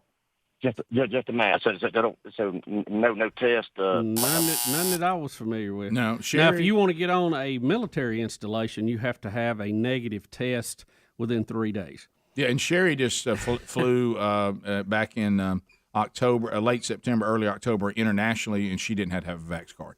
Now if you're coming back in the country, I don't know about Sherry's deal, how she got back, but I know now they're saying, because we've opened up for international, you have to have a vax card or a negative test, right? Didn't I see? Well, she had to have a negative test to go into France and a negative test to come back to the United States. Yeah. But domestically, you just have to wear a mask. Right. Now, I was told, I don't know if this is true or not, when the full vax mandate kicks in for the government employees, I think it's around December 18th maybe, that we would not be allowed on the military basis without the vax. We would not have the negative test option, which, again, because you can still get it if you're vaccinated, the test is more important than the vax. Yeah. Because you could have it either way. Yeah. Let me correct myself. I was thinking about she cannot get into France. This was Africa. Africa, she went there with a negative test before she left and a negative test coming back in. But never, no vax card was required, even internationally. Let's go to Chris in Alabama, but France, I think, does require one. Chris, go ahead. Hey, Green Acres Monkey Grass. Thank you very much. What's on your mind, buddy? Hey, man, got a note in my check today that you had to have proof of vaccine or exemption, medical or religious, by the 18th of this month, turned into the office. And I think that's a joke. Man, I'm not a communist, Russian, Chinese. I'm an American, and I think that's my decision. Well, you unfortunately, your employer has been given the power to do that currently, but you need to look into those exemptions that are offered and try to figure out how to do I would start filing paperwork on exemptions that might give you a little more time. And there's several lawsuits going on now, and there's several judges who have stayed some of these mandates. So you need to be sure to see if you're under one of those, or you can join a lawsuit to prevent it that may give you more time. It's very confusing right now. Very much so. Tom in Pell City, go ahead. Fellas, I love Gene Simmons. God bless him. Rock and roll all night, all you want, Gene. But I couldn't care less if he wants to demonize people. Give me a break. Well, the fact that someone who wants to be referred to as a demon is demonizing anyone is very difficult to follow. And take your bass guitar and your Kiss chewing gum or whatever you got out, and you know what? Be glad you're in a country that allows you to make the living you have doing what you're doing. I wonder if Gene would feel the same way if there were some rulings against having relations outside your marriage. Because that could be a health hazard also. Yeah. How he would feel against that mandate. I wonder if he felt like that he was evil during the AIDS pandemic. Yeah. Because he certainly didn't adjust his behavior, did he? Yeah, I'm just curious how he'd look at that. Yeah. We'll be back. 866 We Be Big is our number. More stories to cover today, and we'll continue to chat with you and James Gregory coming up next hour. Rick and Bubba, Rick and Bubba.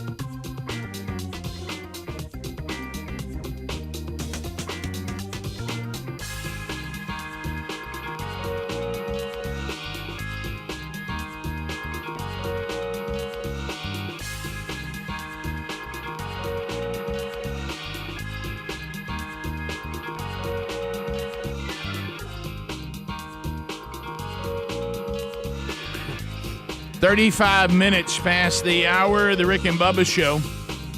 Boom. Coming up next hour, James Gregory with us. Rick and Bubba University, the podcast. From 25 years at ESPN, Brad Edwards now no longer with ESPN, but has written a new book, Dynasty by the Numbers. We interview him on Rick and Bubba University, the podcast, this weekend. CandidCO.com/Bubba is our sponsor. You may be out there and you may be looking at the mirror and you may be thinking to yourself, my smile makes me uncomfortable. I've got teeth that need to be straightened, but look, I am at my age not going to go to get the traditional braces and all that goes with that. Well, there are options, and one of them is CandidCO.com/Bubba. These removable, practically invisible, comfortable aligners, but caution. There are people trying to compete with CandidCO.com that do an inferior job, meaning that you're going to be dealing, if you go with them, with general dentist, and we love our general dentist. I mean, we love old Dudney.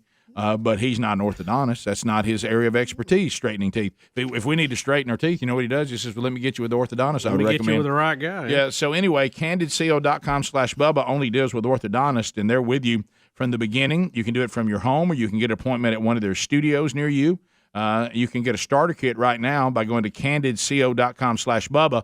Use the code Bubba. We'll save you $75, and we'll get you a free teeth whitening.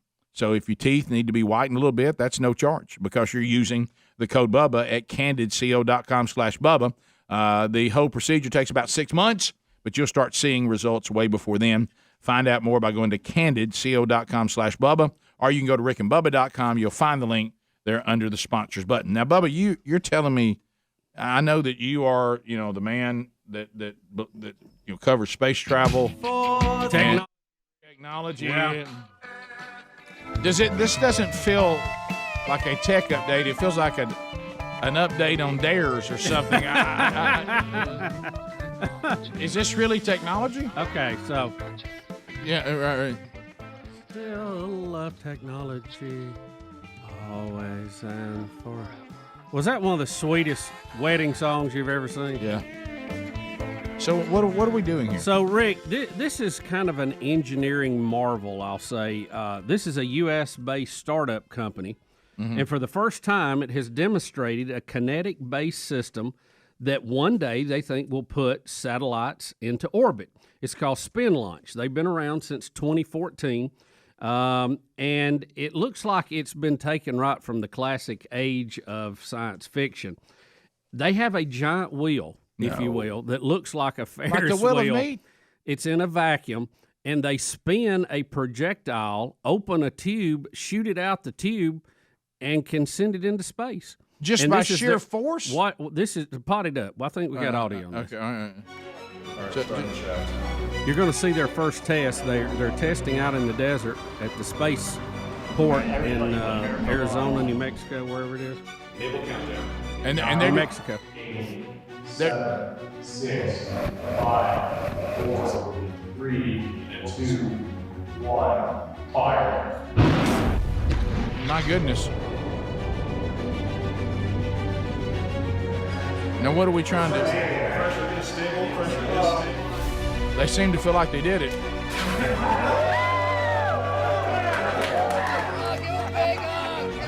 The pressure's good, everything works. Oh my God, I'm so proud of you guys. So, Rick, you see this giant Ferris wheel looking thing that's enclosed. Yeah, I do. It's in a vacuum, and they spin a projectile up to supersonic speed and then open the gate and let it shoot out the top as it's spinning, and they actually sent it up into space. Now, it didn't go into full orbit, but they said they can put a rocket motor on top of this and move it right into an orbital flight. So it was a theory, and this was a proving that the technology actually exists. Now, humans could not take the G-force involved in this, but as far as launching satellites. I was trying to see if I couldn't make Joe Biden's dream come true.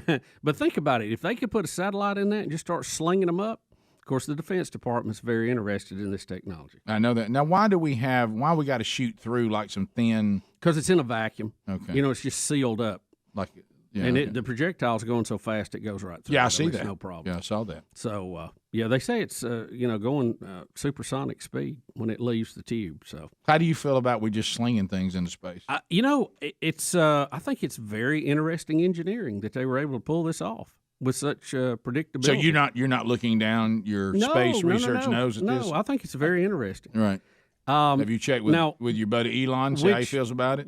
What is also interesting about this, Rick, when you have something spinning that fast, you have mass issues, of course, and they have to spin a counterbalance to that wheel so that when the projectile leaves, the thing doesn't fly apart, So it's some pretty cool motion engineering here that they were able to do that. I mean, this is the world's greatest slingshot, for lack of a better term. Yes, it is. I mean, that's pretty cool. I've heard of drawback like a flip, but this is ridiculous. That's it. Drawback like a spin launch. That's it. Isn't that wild? So this doesn't look kind of antiquated to you or anything? No, I think, how about this? If you can launch small satellites into orbit and you don't have to have a big launch to do it and burn a bunch of fuel and deal with all the things going with that, I think you're ahead of the game. Well, and I brought up the obvious point. You remember we at one time, and I know it was not very politically correct, we fantasized about having a program called Slapped at 5. Right. And people that need to be open hand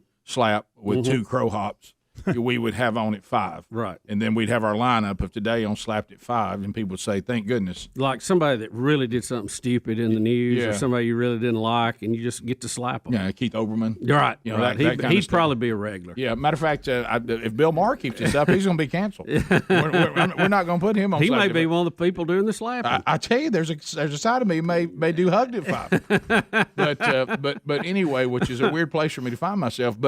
But like for instance, we would be slapping Gene Simmons at 5 today. Yeah, that kind of stuff. I think he. Yeah. I have a lot of respect. He'd probably have to say one more stupid thing. Really? Slap. No, I think we'd go ahead and put him on the lineup today. but because it might save him. You know what I mean? Sometimes you realizing how stupid what you did was, it kind of Now, makes Rick, you change behavior. trust me, the line is long. There's right. no shortage of candidates. I didn't say he was up in the front of the line. Right. But anyway, what if we take this and we do launched at 5? and so sling him. Yeah. There you go. There you go. Hey, good news. He is no longer with us. Sadly, I don't know the exact G-force, but I don't think humans could survive that slinging. But if you could, it'd be something, wouldn't it? Just launch them, but they don't get into orbit, though, right? Well, not this with this test piece. I mean, that was just basically a dummy rocket they slung up in the And air. then it just falls back down? Yeah. Where's it going to land? Well, wherever, just back somewhere in the desert out there. That's safe. So is that not going to land on somebody? Well, they knew where it would fall. I mean, they were Right. able to predict it somewhat, Really? Yeah. It just didn't look yeah. that precise to me. Well, Rick, they had the physics down on it. They got people in there. Look, they're pretty smart. Look No, at all you're that right. long hair. And plus, I saw an Asian guy. Right. So he knows exactly Yeah, where he's it's going going. Math is good Oh, there. he's got that dialed in. Sure. Good Mm-hmm. gracious. Man, there was no greater feeling than for you to look around the classroom and go, I know who I'm sitting by. Yeah, at one point I thought I saw my old buddy Chuck Evans launching that thing. I saw that as well. I wonder Hope Chuck's doing good. I haven't seen him in a while. Konnichiwa. That's right. Konnichiwa, Chuck. But anyway, so you're not looking down your nose at this. No, I think it's interesting. Look, I love when we push engineering and technology, and this is a push. I'm not too sure they thought they could do it, but it worked. Good for them. I love when math works out. Right. And you're saying this would really just be to put satellites. Yeah, probably satellites in orbit, but think about how many they could do a day. I mean, they could put them on there and just sling them like you're riding a merry-go-round, Oh, yeah. They can do 3 or 4 a day, probably easy. It feels a little reckless right now, but I mean. But it's a very predictable path they put it on. So Yeah. Is anybody got it coming through there. Bubba, what about its impact on the climate? Well, they shouldn't have a whole lot. It ain't burning anything. They're just slinging it. We'll be back. More Rick and Bubba next. Rick and Bubba, Rick and Bubba.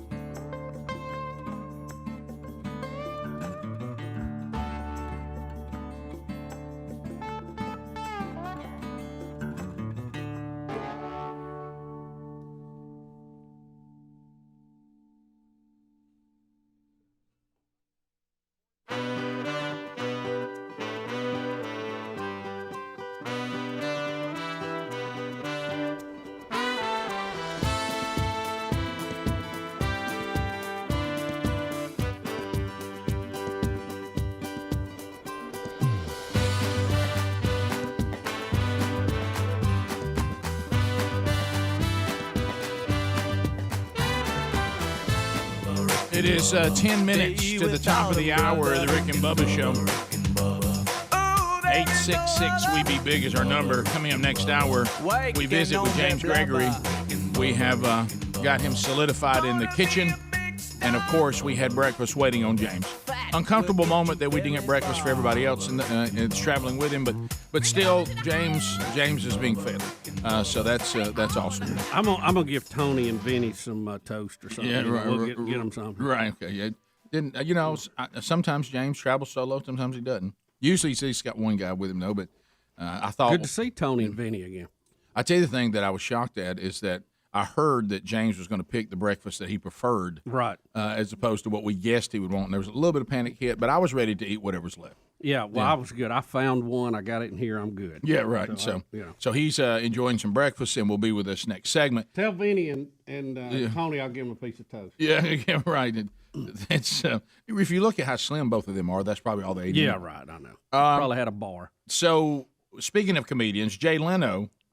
Now, I don't understand all this because I don't know much about cars and all this stuff. Jay Leno loves cars. He's a big car guy. Oh my goodness!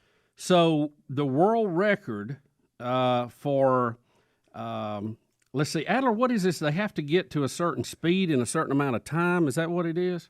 Yeah. Yeah, it's a production vehicle. Right, like comes off the line. Well, the record was held by a $3 million car. Okay. Oh, wow. And Jay Leno broke that record in a $129,000 Tesla. It's a quarter mile, and he did it in 9.24 seconds, making the Model S Plaid the fastest production car ever built. Wow, and we have footage. And now, Rick, this is funny. We'll hear it. Let's go ahead and just watch it. The privilege of taking the new Tesla Model S Plaid on a quarter-mile run to see if I can set a new world speed record. Get these stupid gloves on. Hello? But ill-fitting gloves aside, I got more work cut out for me. You know, some of the fastest quarter-mile production cars include the Bugatti Veyron Supersport, the Porsche 918 Spyder, and the McLaren P1. The record holder right now is Bugatti Chiron Sport. What are you saying? Clocking in at 9.4 seconds. I don't even know those cars, do you? Now, let's see how fast Tesla's Plaid four-door sedan can get me to the checkered flag. All right, Jay, this is Franz. You're ready to go. Ready to go? Should we let Jay Leno drive like this? I know. I was a little worried about that.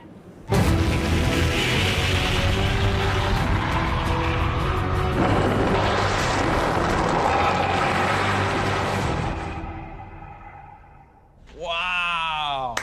That's amazing. Curious to find out my score, so let's see how we did. How do we do? Awesome. Look at that. What was it? 9247. That's a world record now. That was awesome. I didn't do anything! World record, there you go. How about that? Until somebody breaks it. I'm sure there are easier jobs, but I can't think of any. So Jay Leno set the world record for production model cars in the quarter mile. In a Tesla. In a Tesla, like sedan. Yeah, four-door. Right. What? But now, Rick, bad news. Okay. Leno's world record was short-lived. How long? Tesla's own professional driver took the car for a test drive later that day and set a new record of 9.234. Could he not let Leno enjoy the moment a little longer than that? So he owned the record for about 4 hours. Well, come on. I mean, can't he let... And then he beat it by, what, a thousandth of a second? Or hundredths of a second, I guess. Well, you know what happened there, don't you? Jay Leno thought he could have something. He did. But, Rick, how about just taking a production car and letting her eat like that?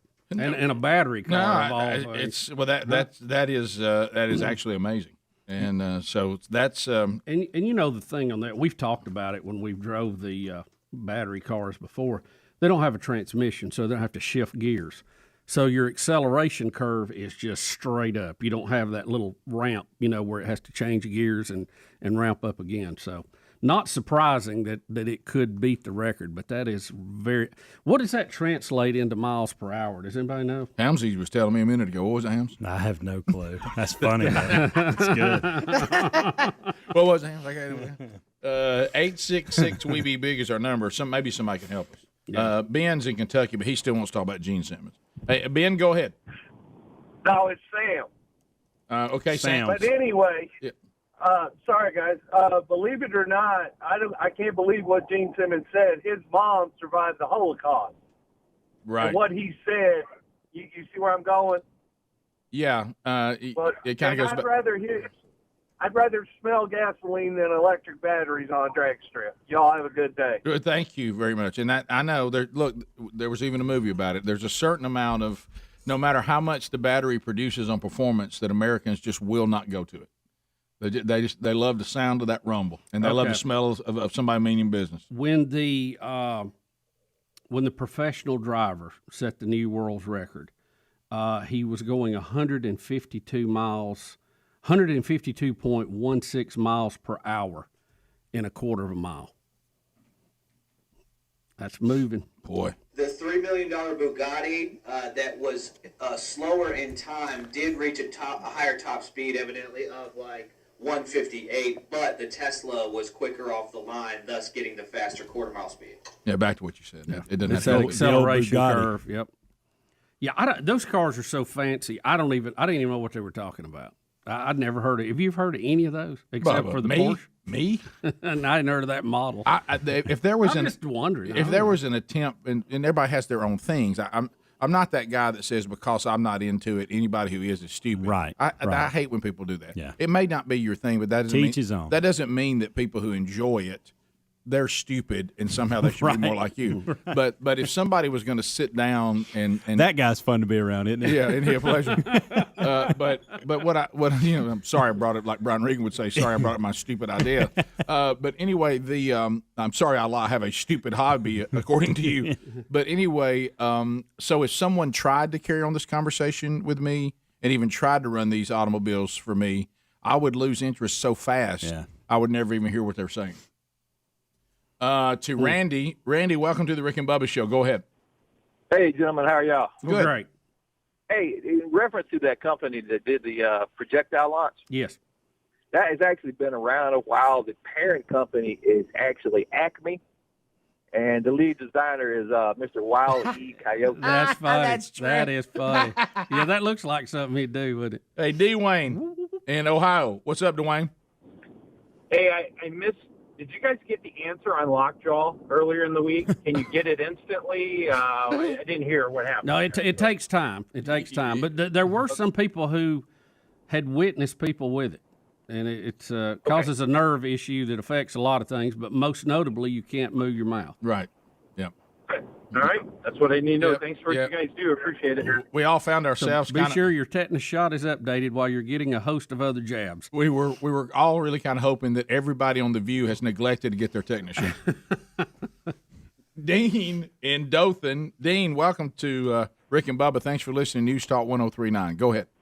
Yeah, how fast did you say he was going in miles per hour? 152.16 in a quarter mile. Oh, I thought you said 156. I was wondering if Henry Ruggs was riding that. All right. All right. By the way, I knew that was coming. As a matter of fact, I knew that was coming. You know how you could just, I could smell that comment so far away, and still pretty fast. Saw where Ruggs. See, you should be on a drag strip doing that speed, not the streets. Right. Ruggs, and now his lawyer's trying to see if he can't get some of the charges off of him by now claiming it was the negligence of the local fire department on the person's death, not Henry Ruggs. Took him too long to get there, they said. Of course, not a lawyer, but you kind of have to go back to what started the fire. Yeah. Kind of a strange take. Well, he's a lawyer, and he realizes that his clients got a lot of things bad over there, and he's trying to minimize how many things he's going to be charged with. Well, I understand. But, but some of it you just that sound is ridiculous. Yeah. No, you're right. You're right. Top of the hour. If you leave us, have a good weekend. Have you ever wondered, how can I get all the Rick and Bubba content on my own time because my schedule does not allow for me to grab it all when it's happening? Well, there's many ways to do it. One of them that's quite simple is our daily podcast archives or our YouTube archives. You can find those by going to rickandbubba.com. Have a great weekend if you're leaving us. Rick and Bubba, Rick and Bubba.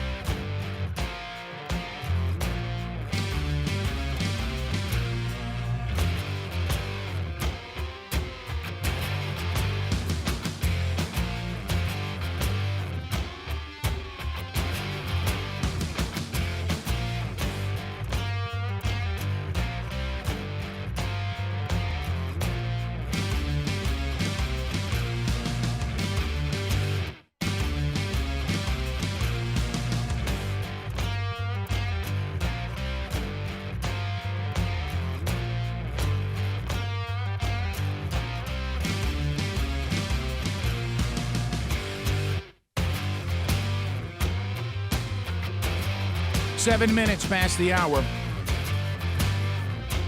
Another hour from the Broadcast Plaza and Teleport. Thank you for being with us.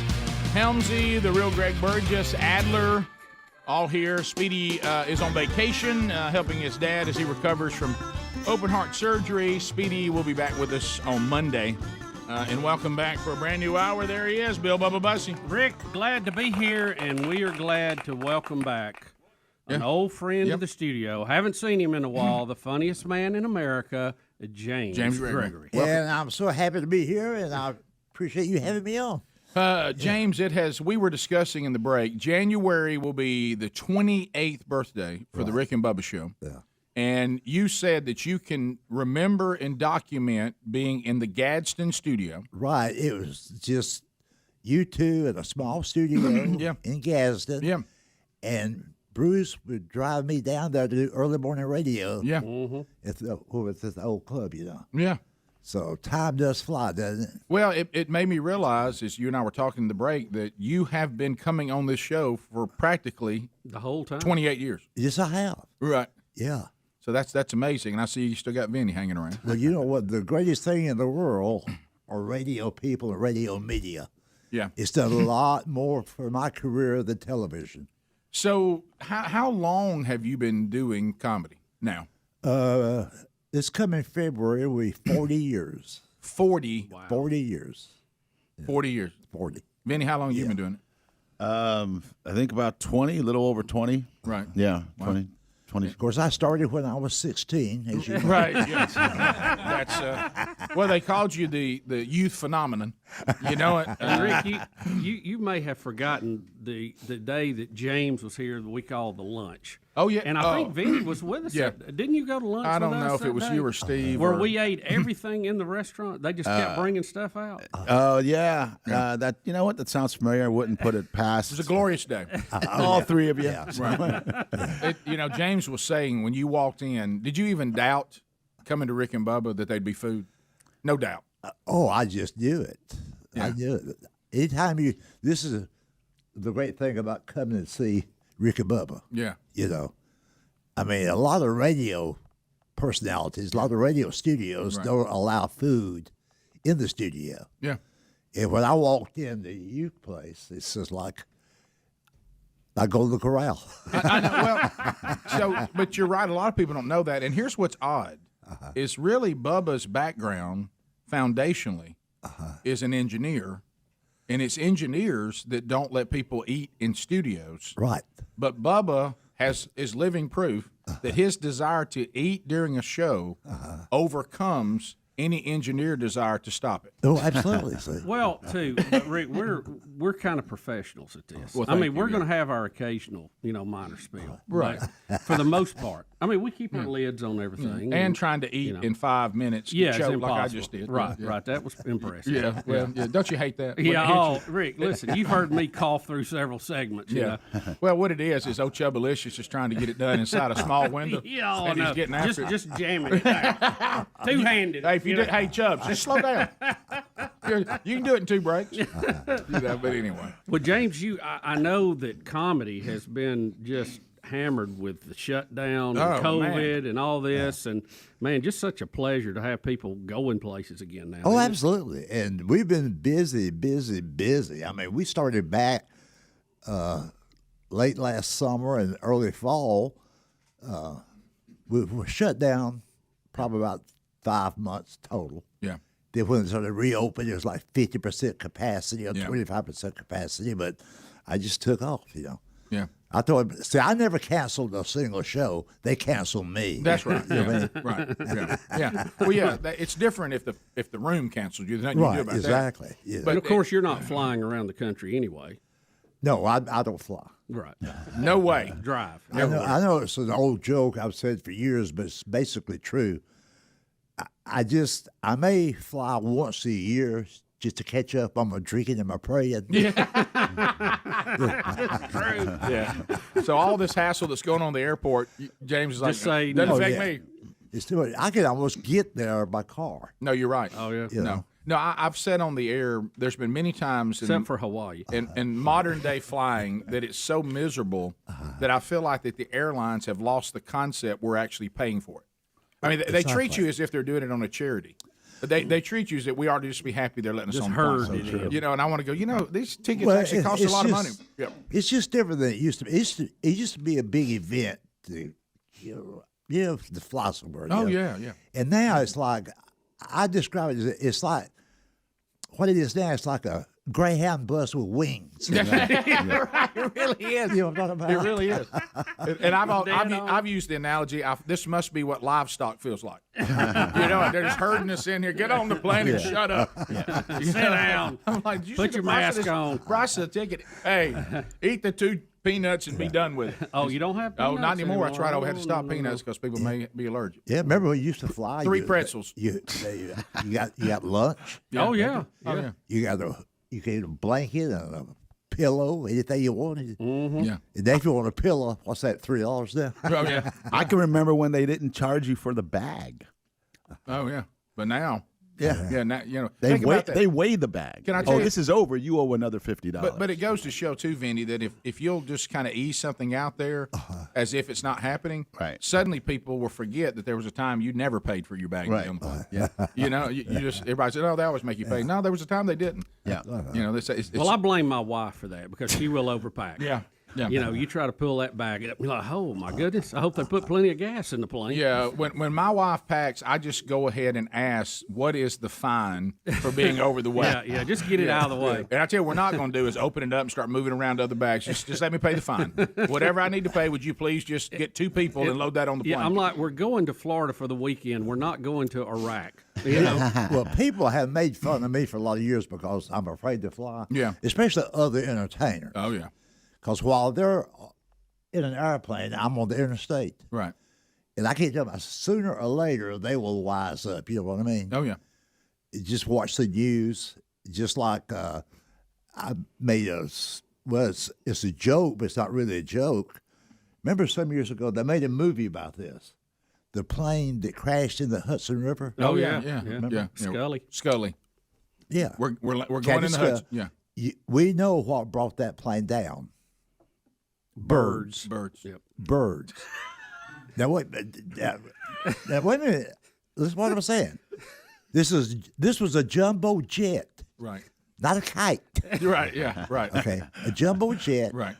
Not out of the sky by some birds. Right. Not a deer. No. Birds. Okay. Right. And keep this in mind now. This is true now. I'm not making this up. No, this is actual what happened. This is an actual quote from Captain. This is an actual quote from the pilot. Okay. The moment I saw the birds coming, I knew there could be trouble. Now, the first time if a bird hits my car, right, who do you think goes down? The bird. The bird goes down. The bird goes down. You may just do a windshield wiper move and keep going. Right. Yeah. That's if you're in something that big and that large, and guess where birds usually are? In the sky. In the air. Yeah, right. And guess where this thing is taking us? Up in the air. Yeah. Of course, when my cousin hears me tell that story, he'll say, it wasn't birds, it was geese. And I said, I know that, Luther, but geese are part of the bird family. And he goes, sure enough. You mean they all know each other? Rick and Bubba.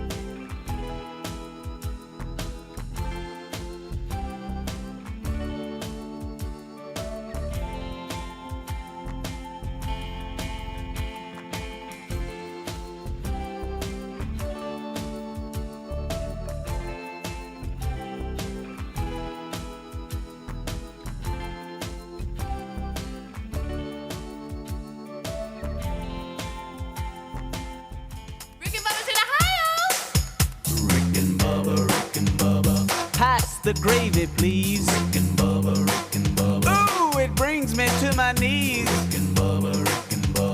I can't start another. 21 minutes past the hour, the Rick and Bubba Show, 866 We Be Big.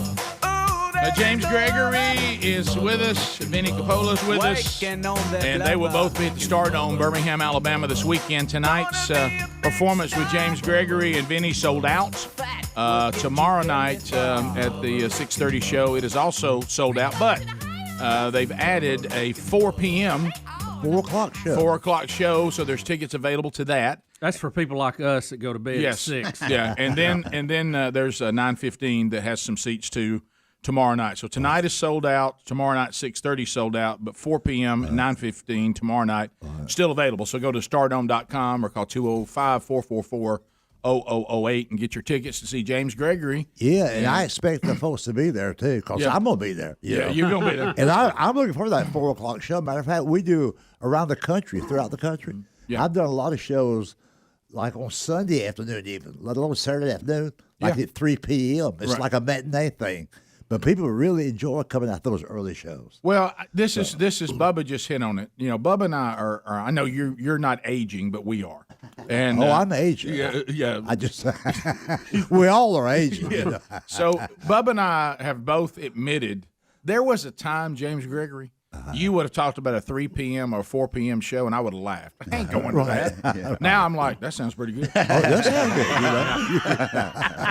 You know? It's like, and I was telling my wife that. I said, you realize we're living the lives now of senior citizens.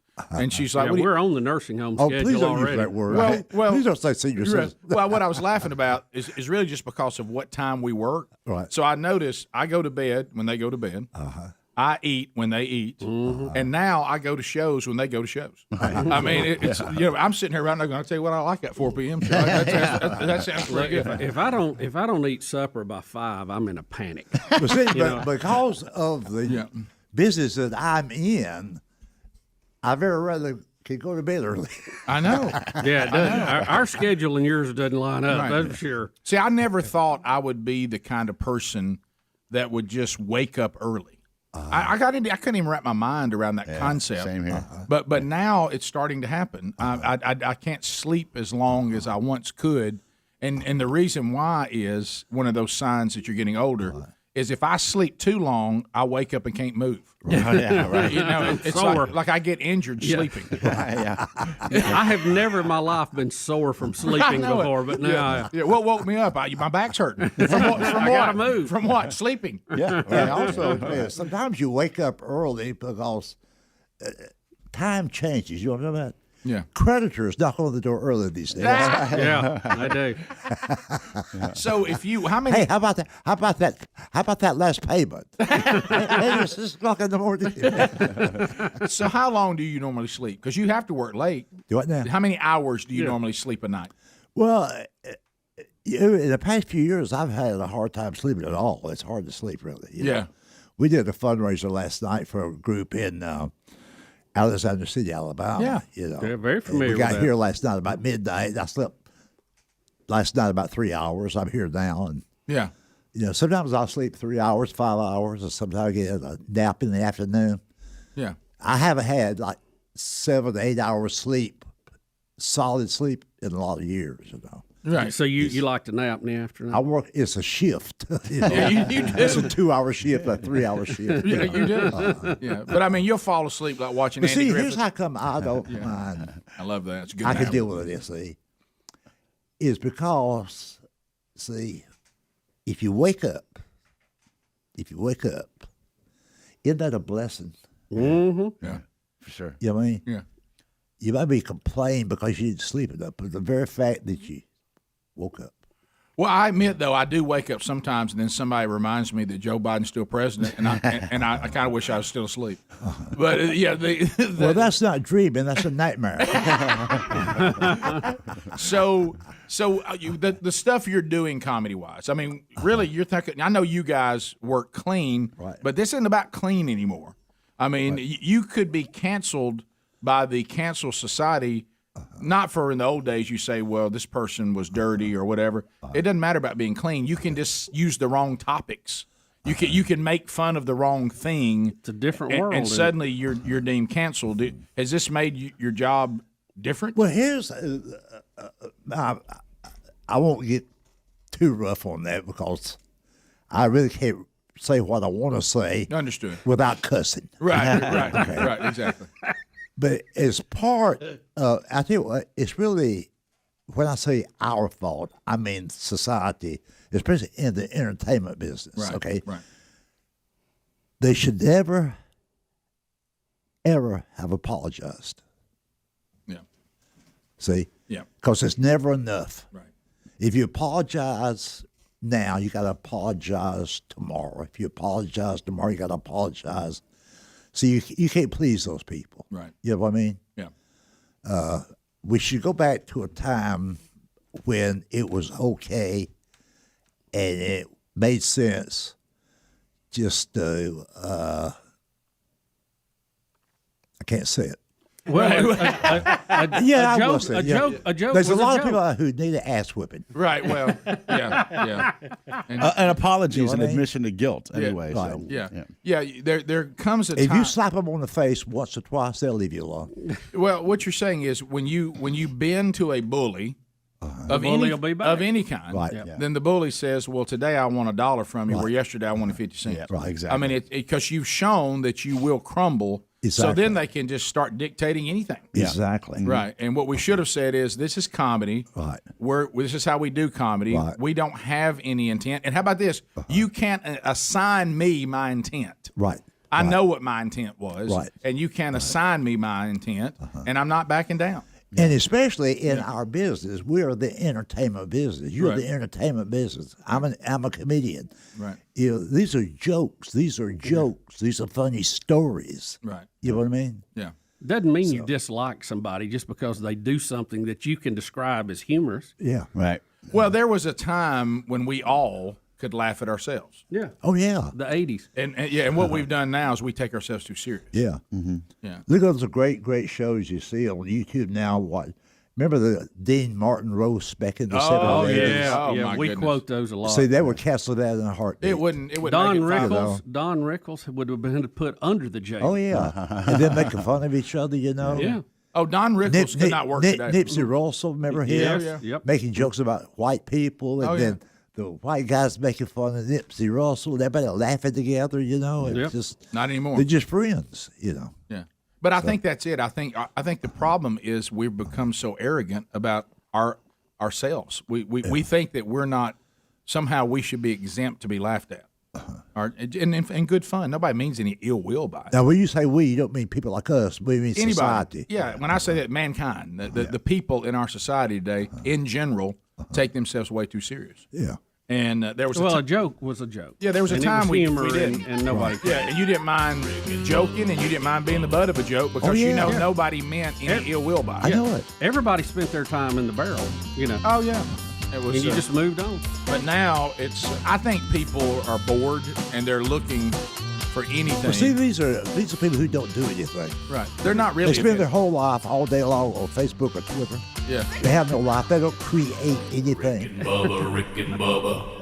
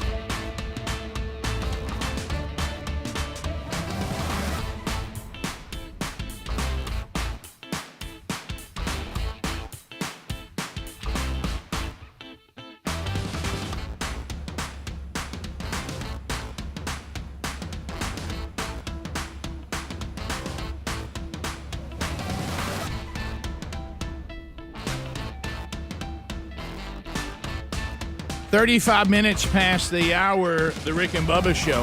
866 We Be Big is the number. James Gregory, Vinny Capola, our guests. They'll be at the Stardome in Birmingham, Alabama. Tonight is sold out. There are tickets available for the 4 p.m. show tomorrow and the 9:15 show. The 6:30 show tomorrow night also sold out. Get those by going to stardome.com. James Gregory, still the funniest man in America. TheraBreath teaming up with the Rick and Bubba Show, and I will tell you this. When you think about one of the best gifts you can give anybody is please don't make them tolerate your breath. And look, and I know some of us can be delusional about our breath. Just make sure if you're using TheraBreath products, you don't have to worry about it. That's right. And they got it when you wake up. They got the toothpaste for you. They got the mouthwash, and they're designed by Dr. Katz. He worked on this for years to address what's causing the bad breath. Not just cover it up. Some of these things make you feel better about it, but they're just covering it up.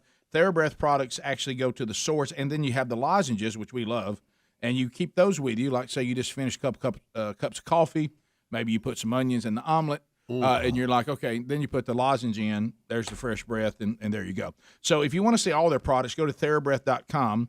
That's TheraBreath.com. Now, they're at over 100 retailers, but, sometimes because of shelf space, all of the products may not be there.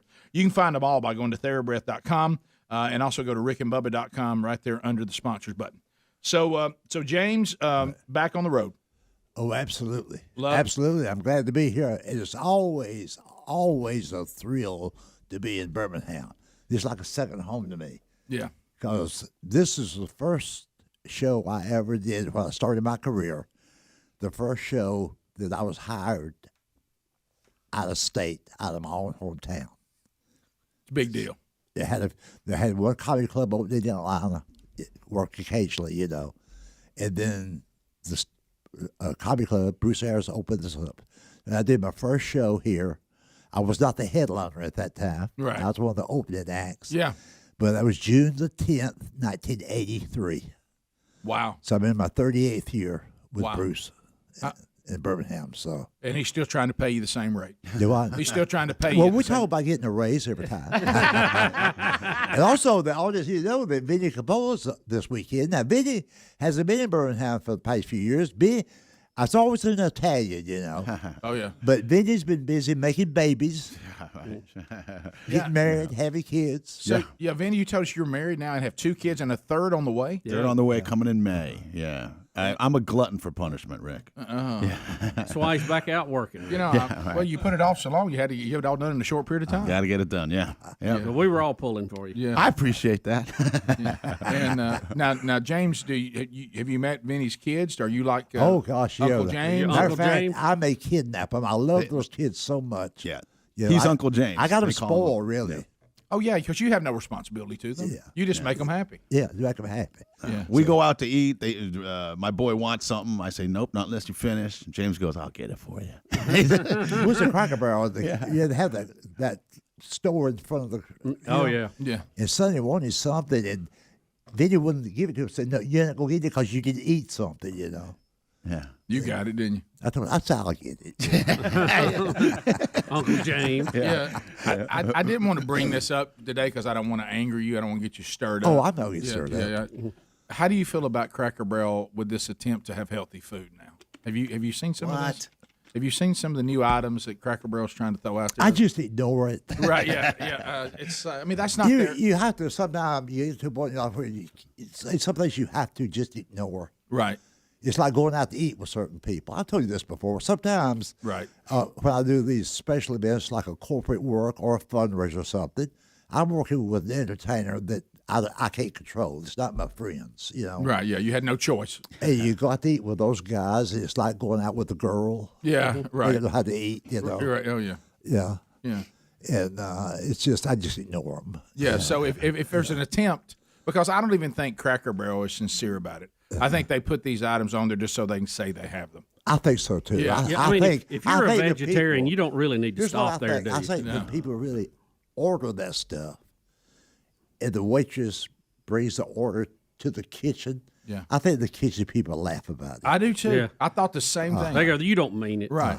You don't mean it. I don't even think they're really back there. Those items. I don't. They're just on the menu. I think if you did just if you want to have fun, take the Cracker Barrel menu and go to the healthy section and demand to go see if it's back there. Yeah, exactly. Because you know it's got to be supply and demand. They're not going to stock them on stuff they know they're not going to sell. That's right. I mean, wouldn't you love to go back there and just say, "Show me. I want to see if this back there." Let me see the And kale let me ask you salad. this. Would you want to be around a relative, a friend, a neighbor, or an acquaintance, okay, who wants a organic, okay, sugar-free, fat-free muffin? No. No. Why order a muffin? Right. What is it? I mean, what's in it? There's nothing left. It's a bran muffin, sugar-free, fat-free, organic, multi-grain. Just go chew on a rock. Get you some cardboard. Yeah. Well, Bubba and I have been talking about it for years, and I would say Cracker Barrel is one of those examples. If the healthy food people want to have their own world, that's fine. Yeah, right. But what bothers us, like the muffin example, is when they try to come into the world of donuts, Waffle House, Cracker Barrel, fast food hamburgers, and they start demanding that their foods be there too, like a healthy donut, which I don't even know what that would be. But they start trying this stuff. We just say, if your commitment is different than ours, you just don't need to have these foods. Just go to where they don't have any of this. But they want to come in and try to do healthy versions like the meatless hamburger and the, you know. I thought they pretty much were meatless before that. Yeah, I did too. I think they should be segregated. Right. Come in the back door, sit in the back. Don't you want to go into Burger King and say, "Tell me today how many of the meat-free Whoppers did you sell?" I mean, I want to see the number. No, y'all can't be cranking out many of these. But you want meat-free, stay out of there. Yeah, but they've got it on the menu, so they look like they're doing better. Oh, yeah. You know, we're just, But aren't they cooking them on the same grill where they cook the regular hamburgers? I think so. Probably. To me, there's nothing more comical to me than a person who is a vegan, vegetarian, and they've got a meatless burger that was cooked in animal fat. I mean, there's just something I love about that. And taking a handful of pills. Right. Because Well, see, their iron's those low. are the stupid people. They really don't even know. Right. Yeah. It's You got vegetarians who eat eggs. Right. You have to know where the egg come from. Right. Yeah. Yeah. They Boots on. won't eat chicken. They don't eat meat. They love those eggs. You see how stupid they are? Yeah. Then you really want to throw them a curve and say, "Let's talk about how that belt you have on was made." Yeah, exactly. I got real bad news for you. Somebody paid the price for that. Yeah. But it looks nice. I You appreciate want you want leather seats in your Prius? Guess what? That's funny. Yeah. That is funny. Yeah. It's so I don't know. It's like. Do you start to kind of feel like, we talk about this on the show a lot now, and it was a famous comment from a classic Western, I can't think the exact phrase, but where you feel like you've outlived your time, almost like, the time in which I was meant for has passed, but I'm still here. Yeah, but what are they going to do to us now? Well, something I said on the radio several years ago, and I think I got a call. I'll clean this up. Thank you, James. But I've said this for years. I just hope that before the government takes our guns away, right, we'll have time to shoot all the gluten-free people. James, you can't say that. You can't. James. Just go ahead and put them out of their misery. No. I've really missed James the last 2 years. James, you can't say that. Yeah. Oh, here it is. I found it. Gary Cooper. You remember Gary Cooper, the actor? Oh yeah. Yeah. Well, the all-time great actress. In the name of the Western was Road to Cordero, and he said, "I have outlived my kind, and I have outlived my time." And that's somebody sent that to me and said, "You ever feel this way?" I said, "I do sometimes." But here's the good news. I mean, we're to the point now that we've lived so much longer than we thought we would. What are they going to do to us now? I mean, we made it. Now we're just kind of sitting out there on time we didn't expect to have anyway. Well, see, that's what I tell people. Sometimes we just hanging around for things. spite. I don't mean on stage as part of the act. Yeah. Here's the thing. See, the problem is we have suspended, if we had any to begin with, common sense. Oh, boy. See, here's the thing. Like, we know people. Like, I had an uncle who lived to be 93. My parents lived to be in the 80s. I had two great uncles, my grandfather's brothers, who lived to be 88 and 86. Now, keep in mind, they were born around 1890, 1904, 1903. At that time, life expectancy was just 62. Mm-hmm. Okay? And those people that raised us and we were around, breakfast, lunch, and supper, they ate white bread. Okay? They drank whole milk. Yeah. They used real sugar. But see, now we're all supposed to stay away from that. Stay away from it. Nobody has real butter anymore. No real butter. See, it's this herd mentality. Yeah. Where once you tell a lie 20,000 times, it becomes the truth. Right. See, there's nothing wrong with white bread. There's nothing wrong with real sugar. Right. What's funny about that? I'm being serious here. Y'all start laughing. No, it was Tony started. Tony's laughing, and we're all laughing. It wasn't us. It was Tony. James, you're funny. You're making us laugh. I mean, think about that. Right. We'll be back. 14 minutes to the top. James Gregory, our guest. We got another segment with him. Our number's 866-WE-BE-BIG. See James Gregory in Birmingham this weekend by going to stardome.com. We'll be right back. Rick and Bubba, Rick and Bubba.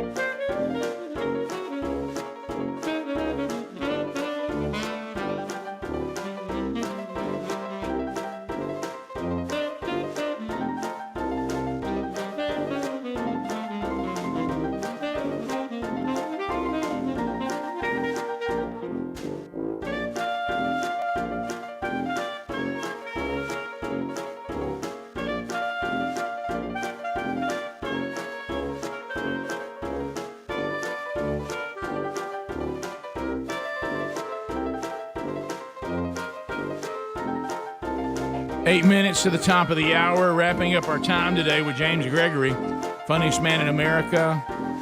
Go to funniestman.com to find out where he's going to be. But this weekend, it's Birmingham, Alabama. Tonight's performance with he and Vinny Coppola sold out. But tomorrow, 4 p.m., available tickets. And tomorrow night at 9:15, available tickets. The 6:30 show tomorrow night also sold out. Find out all you need to know by going to stardome.com. And I don't want to brag, but I'm funnier than ever. I think so. Yeah, absolutely. For those who haven't seen the show yet or haven't been to the Stardome, this is an opportunity to find some good live stand-up comedy. And the Stardome is one of the best comedy clubs in the entire country. No doubt. Yeah, great room. I still meet people every time I come here after the show, before the show. It'd be their first time. And I'm wondering, where have you been, Right. And this show is an hour and a half or an hour and 35 minutes nonstop from beginning to end. It's an hour and 35 minutes of pure comedy, Pure comedy gold. Right. And how can there be people on the planet that still haven't heard you? Well, not me. I mean, like at the local place, for example. Yeah. Whether I'm at a theater or a comedy club. Yeah. And people have been there their entire lives. Yeah. And they've been there. I think, how could that happen? I know. Uh-huh. That's and I'm always amazed at the people who've seen you many times, and I fall in that category. Always love to see you. Great show. Yeah, I appreciate that. You're always funny. I always leave, hurting from laughing. Right. Yeah. Are you concerned that are you still making fun of fat people because it's fat shaming? I've never made fun of fat people. Right. Yeah, what I'm talking about. Yeah. I mean, they're fat. Right. But I don't make fun of them. Right. I make fun of their habits. Yeah. I got fat relatives. Yeah, well, I'm not a skinny guy myself. No, we got weight on us. We know that know the world. Yeah, I'm not. When I'm at my overweightness, the part of me that could still do better. Right. I'm not delusional on why that is. Yeah. I still say the thing that you say all the time, right. And we've talked about it and I give you credit about some of the people of weight in the way that we dress. Right. You were the first person to ever say, "Look, we're fat, but we're not blind." Right. Yeah. I mean, that nothing. It shouldn't affect your vision. No, it doesn't. James, I'm worried about people losing a culture. I think we're fixing to have one of those breaks in culture because the things you talk about with your family are the things I live. Yeah. Right. The aunt, the sitting up. And see, my kids don't know what that is and never will. I base that routine on people I've known their entire life. Oh yeah, absolutely. My Aunt Ruby, God rest her soul, and Aunt Bert, same thing, eating stuff, Sunday dinner, whatever. Can't hardly walk from the out. Oh man, I need to start a diet tomorrow. Oh yeah. No, I can't tomorrow. We'll go to the Cracker Barrel tomorrow. Can't tomorrow. That's just the way they talk. Yeah. No, I look. Like Bubba said, when you talk about that culture, Greg. I mean, I see us sitting down on the floor playing with our toys. Oh yeah. Listening to our relatives sit around and talk. I mean, it's just. And James, I'm guilty of it too because I do it now as in an honor of you around the house when I've clearly had too much to eat, but somebody gets up and I ask for the piece of cake. So I do that in honor of you. Says this. My aunt would say this, and I had a neighbor that would say this. Yeah, I'm good minded to change doctors. My doctor ain't doing me no good. And what does she go? How much? Right. Right. Now what it is you're not doing what the doctor says. Right. But see, they change that around. Oh, of course. Yeah. Yeah, so I've heard people say that my entire life. Oh yeah, the doctor. My doctor ain't doing me no good. Yeah, you go to the doctor. He tells you everything you need to do. You don't do any of it, but it's his fault that you're still overweight. You don't listen to anything he says. And I used to advise one of my neighbors, and I could tease her because she was obese, and she is not my neighbor, but she's my sister's neighbor. I told her, I said, it's not very smart to go to the doctor's office, okay, with a bucket of chicken. You should not. You should, really, that's not a good sign. Right, when you, right. When you drop crumbs in the doctor's office. I said, keep those in the car. Because It'll be there when you get back. Because she said, that doctor, he just told to me all the time. I said, leave the chicken in the car. That's going to prompt that conversation. Well, I was telling Vinny, and we were talking about in the break. I don't think anybody should be upset about offending the fat community, because honestly, for us to protest is going to take effort. Yeah, I mean, we're not going to say we got to much. get off the couch. We got to put the bucket of chicken down. Yeah. Right. I mean, Well, may I say something about Griffin that off? word? You just use the word community. I don't use that word. Really? I refuse to. You will not use it. I will not use the word community because I don't think it exists. The fat community, the gay community, the black community. Where do they live? I've never seen a speed limit sign that says Fat City. I mean, if I were to drive into Birmingham for the first time, I said to a police officer, where's the fat community? Right. He couldn't direct me No, there. he could not. No. No. No. In Alabama, you could just point in any general Yeah, direction. yeah, just the state as a whole. These are not communities. Yeah. You mean? Yeah. They're everywhere. They're every neighborhood. No, you're right. Absolutely. Fat people are all around. No, you're right. Right. And all have the same sense of humor, I hope. So anyway, James was talking, and I think it's right, and we'll close on that. James, good to see you again. Vinny, good to see you. So good to see you, Thanks James. for having me. You too, Vinny. But you know how we say common sense is a superpower? James just said in the break, and he's right. He goes, no, common sense is reality. Yeah. See, the common sense stuff is how the world really is. Right. Everything else is that fake world you're talking about. What we wanna make it. All common sense does is point to what really is the truth. Absolutely. It's okay we all cross an intersection in this reality highway. It's okay. It's an intersection of wish and hope. That's okay. But get back on the main highway.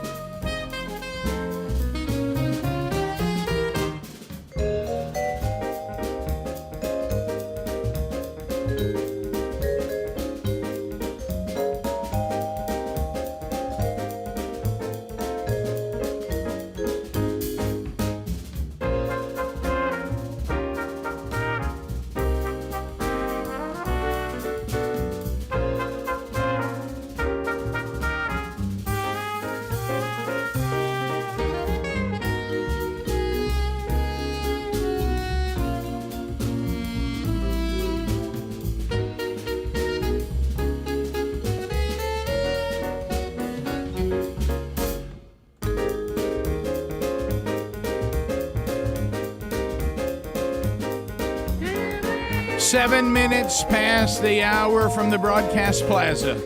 And teleport another Rick and Bubba show. Catch Rick and Bubba University, the podcast, this weekend. ESPN's Brad Edwards. He was there for 25 years. He's written the book, Dynasty by the Numbers. He takes a look at the dynasty that has been overseen by Nick Saban, and he breaks it down by the numbers. And that book's available at Dynasty by the Numbers. Dynasty by the Numbers. No, Bama Dynasty by the book.com. There it is. Bama Dynasty by the book.com. I'm confused right now. Well, listen to the podcast or watch it. Helmsy's here, Greg's here, Adler's here, and look at who's there right there. Yeah, there's Bill Bubba Bus. Rick, glad to be here, and what a fun hour that was to get to reconnect with James Gregory. We hadn't seen him 2 years, something like that. Yeah. And he has such a history with the show, and we were just talking in the break about some of the fun times we'd had when he was at Fat Fest, and when we got to open up for him a couple of times. Yep. I remember one in particular at the Von Braun Civic Center in Huntsville. That was a real nice show. So we had a lot of fun with that. Always a pleasure. Did we open up for him that time he made the comment about the microphone? We were there. Were we opening up that night? Let's see. We were involved in some way. Were we just emceeing it? We've emceed a couple of times when he was in Do you remember that? Birmingham. I know you do. We were the opening act one time in Huntsville, and there was another one, I think, and then the Fat Fest years, and I don't know, but he has said so many funny things, and one of the classic moments is when the drummer for everybody's favorite garage band. Are we going to go here? Are we going here? Tried to tell James a joke, which you don't tell jokes to comedians. No. We knew that, but we let him go into that. Of course. It was like he was walking off a cliff, and none of us would stop him. It's like you sitting down with Steve Samples, the Rhythm Gorilla. The Rhythm Gorilla. It was like you sitting down with a guitar in front of Eddie Van Halen and saying, "Let me show you something." Yeah. That was. I mean, it was. The silence was deafening. And for some reason, Steve thought that was really a funny joke, and James just looked at him, didn't crack a smile, and walked out of the room. Got up. And we all like to have died. Walked out of the dressing room, not saying anything. Oh, it was great. And of course, the late Mark Phillips looks at Steve and says, "What are you doing?" Yeah, that was a classic. Yeah, that was. And we have, and for many years we've had one of the best broadcast delays that money can buy. It's digital. It actually has sequential, different segments, and all of that was because of James Gregory. Well, we call it the James Gregory. Yeah, we named it after James because really the thing about people like James is, and we didn't have a delay then. We kept telling the company we needed one, is that James. When you go see his show, it is family entertainment. It is squeaky clean. But that doesn't mean that in a normal conversation he may not say something. Well, we've had a lot of conversations over the years, and some of them became very relaxed. Well, his knowledge. We were eating turkey that I was cutting with a hunting knife one time. Do you remember that? I remember it vividly. Yeah, that was kind of what brought that on. You think that's like asking a guy who stormed the beach at Normandy? You remember that? Right. It's like asking somebody who's been in war. Have you ever heard a gun shot? Yeah. Yeah. No, Bubba, I remember it well because first of all, it did give me some insight on Porter Wagner. Yes, it did. But I also remember I was always a fan. I also remember looking at James and saying, "We are live," and him saying, as he enjoyed another piece of turkey, "We better not be." Yeah. And I agreed with that statement. Right. But we are. Yeah, but unfortunately we were. Yeah, gosh. Got the delay after that, didn't we? Yeah, we did. And that lunch, we had that 2-hour lunch that time, and it was at the Bright Star in lovely Bessemer, Alabama, where we were world famous. And they wanted to impress James, so they turned it up. He kind of made a joke about he didn't know what to get, and he would like to sample everything, and they brought everything out. That was that day that he said I ate so much I could hardly drive that day. I've been to that point. He said after watching me eat and order that day, if he had a son, he longed for him to be like me. Yeah.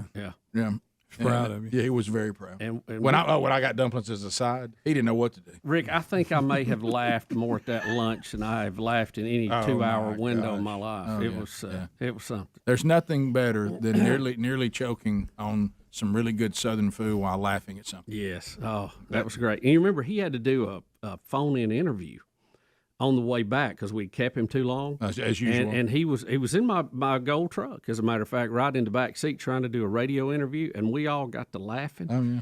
and some of the roads were kind of rough, and I think we were getting slung around a little bit. Sure. And I think Vinny was with us. I know one of his opening acts was with us, and I believe it was Vinny, and we were laughing. Can I And tell you the James was thing- trying to do that interview, and the more he tried to talk, the more we got to laugh because we were so full we couldn't act right. Can I tell you what I remember most about dumplings? that? We had dumplings. Yeah. Do you know what I remember Fried about chicken liver. Do you remember what I remember about that? Meatloaf? Bubba, you know what I remember All about of that? it. At one meal. Yeah. I remember how much grease was on his hands while holding that phone. Yes. Yeah. I think he dropped it in the floor He one did. time. I just can't remember. Yeah. And I don't remember, as far as just sheer worldly happiness, it may have been one of our happiest days. You know, I don't know what else was going on, but I do remember it being, I think, one of those pinnacles, you know. Now, I don't think Vinny remembered happiest it. days. I just said happy. I didn't say it's No, monumental. I got you. But when you list happy days, let me think. I remember that day was happy. Well, if you want to go over to the shallow happiness, that was a good one. It was a good one. You know, of lot every of food. year, let's just say in a year, you probably got 3 days that hit a peak. Yeah, you And go. that was one of them. Yeah, Definitely. I remember not being concerned about who was president. I don't remember being No. None concerned of it about bothered me. taxes or No. Yeah, Where I had to go, Yeah. if I was late or not. I didn't even know what a past- pandemic was. Just past the chicken. No, Yeah. I had no idea. Yeah, I thought, It well, was, that's good stuff. It Don't care was. who you are. I've never felt so youthful to be so full. Yes. You know. Rick, they just kept bringing food. You remember? Huh? We just kept Do eating. I remember it? Listen to me talk. It's giddy. Yeah, we're giddy about it. But anyway, That may have been where James got part of that act he does. well, can I tell One you? of the bits. Yeah, can I tell you if you kept noticed going, I when you can't noticed breathe. and you saw it, Helms? I know you saw it because you try to pick up on these kind of things. If you notice today's goodbye from James, he's realizing we've been through a lot together. Yeah. He said goodbye to us today like you'd say goodbye to people you've been to war with. Right. Yeah. Right. You know, It was a little different. Well, Or or the everybody fact he'd he- been there for the entire yeah. span Or of the fact show. he didn't think we looked very healthy. He may not see us. Well, again, could be that. You know. Well, Bubba, I don't know how to break this to you, but Listen, And- we and both we're- of us yeah. and James have outlived a lot of our friends that were in the middle of that group. You know. I was about to say, when you look at the stage we are on life, you better make sure those goodbyes that you don't just brush them off. That's Yeah, right. that's a good That's point. right. You know, When you it's, say goodbye, you better mean it. oh yeah, right. How about old Tony? He ain't aged a bit. No, has he looks he? the exact I mean, same. he's like he's been in the refrigerator. You just set him back in. No, Somebody thought Tony No, Greg, I'll go as far as think Tony's made a deal with the devil. traded his youthful look Yeah. for his soul. yeah. And if y'all have not seen Tony in operation at the comedy club, Oh, what a frenzy! you know, he comes out and does a lot of the announcements and the birthday clubs and all that. And then he will hand the microphone back to the opening act and say, Yeah. I've worked him into a frenzy. Follow that. Gosh, that's good. Of course, good stuff. Mickey Dean said that to us one time. Yeah, oh, sure. Thanks for working him into a frenzy. Yeah. Sarcastic. Which is a Right. great one. Yeah. Well, look. you know, Look, we don't there was, all- There was high points and Listen, not so high points. Anybody who's ever stood up and tried to do any form of stand-up comedy, everybody bombs. Oh, Everybody It's the hardest job in entertainment. Not even close. And how about this? And there's no consistency to it. I went to North Carolina this past weekend. Well, no, was it? It was this Yeah, it past was this weekend. past weekend. I rolled out off my list of what I considered to be 100% response. I mean, you knew it. I mean, I rolled off about 4 winners that have never failed. And usually I'm prepared to get the moment to adjust my notes because I know I've got time Right. for the laughter. Total dead in the room. Really? It just doesn't. You never know. And I thought to myself, wow, those always kill. And I wondered to myself one time, did I not hear good? Is something wrong Somebody with the turned mic? the PA down. But then, of course, I just said, well, I guess we'll transition on to the serious stuff. That right there. And I did see it as a little bit of freedom that I could move on off that attempt. The good news is we do have serious we can move on to in these moments. But if these you don't- comedians, they don't. They just got to go on Let to me the tell you next something. joke. That was a great event. I had a great time with those guys. But if I had been there to provide nothing but comedy, I would have died a horrible comedy death. Cassio Kid tipped me on that during the 20th anniversary tour. Yeah. When he was doing the shows. He goes, I got this one joke. He goes, if they laugh, it's going to be a good show. If they don't laugh, I'm in trouble. He said, I gauge it every time. Yeah. And he said it, and everybody started laughing. He looked at me like, okay, here we go. There we go. Yeah. He said, that's how he knows whether it's going to go well or not. Greg, did you know no gender confusion here didn't even get a chuckle? Really? Yeah. And that usually slays. You were in North Carolina. Right. That's true. All right, we'll be back. More Rick and Bubba coming up. Rick and Bubba, Rick and Bubba.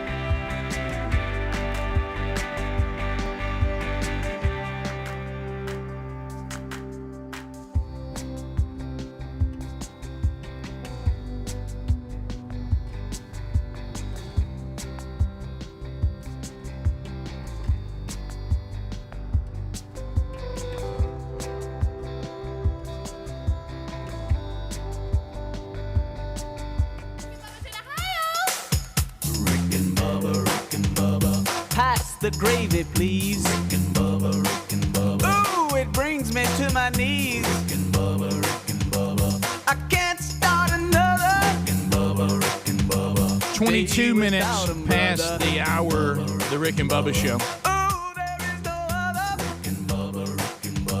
Waking on the blubber. All right, so, Bubba, did you say somewhat breaking news? Somewhat? Rick, I would put this under somewhat breaking news. Right, not like, hey, stop everything you're doing, but just kind of pay attention. Oklahoma college football head coach Lincoln Riley had to miss his press conference this week due to a personal matter. And for some reason, some college football fans believe his personal matter may have been a secret trip to Baton Rouge, Louisiana. College football world appeared to be tracking a flight from Norman, Oklahoma to Baton Rouge earlier this week. No telling if that actually what happened or if he was on the flight, but speculation has abound. Yeah, well, if it was a secret meeting, you probably wouldn't schedule it when you're due to have a press conference at your current place. You would Just think so. saying. You would think so. not. He So has spoke out about this. He said it was a personal matter that had nothing to do with my job, football or anything like that.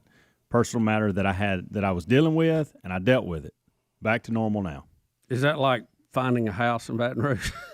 Didn't have a house there, found one. But y'all see my point. Hey, we're secretly talking to you. Hey, let's come on here. I need to come over here, but do it while you're due to do a press conference because that won't make anybody think anything. Yeah, I think now the wise money would be to Zoom everything. Yeah, you would think. Because people can track flights now. Yeah, but I can't really look at my office and everything like that. All right, let's go back to this.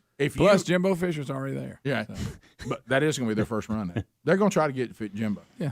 Well, he doesn't have buyout. All right, so let's go with this. But he's got like 84 million reasons not to go. Yeah, right. Exactly. Well, and quite a budget to work with. We talked with Brad Edwards about that after the podcast yesterday, and he's like, Texas A&M and Alabama just feel like what they're paying their head coaches and the success they're having, there's no need for a buyout because they've tried to get them such a sweet deal. Why would they leave? Mm-hmm. But this LSU thing with Jimbo Fisher, I don't know. I mean, you can win. He's always wanted. Let me tell you something. At LSU, you will have the players that you need.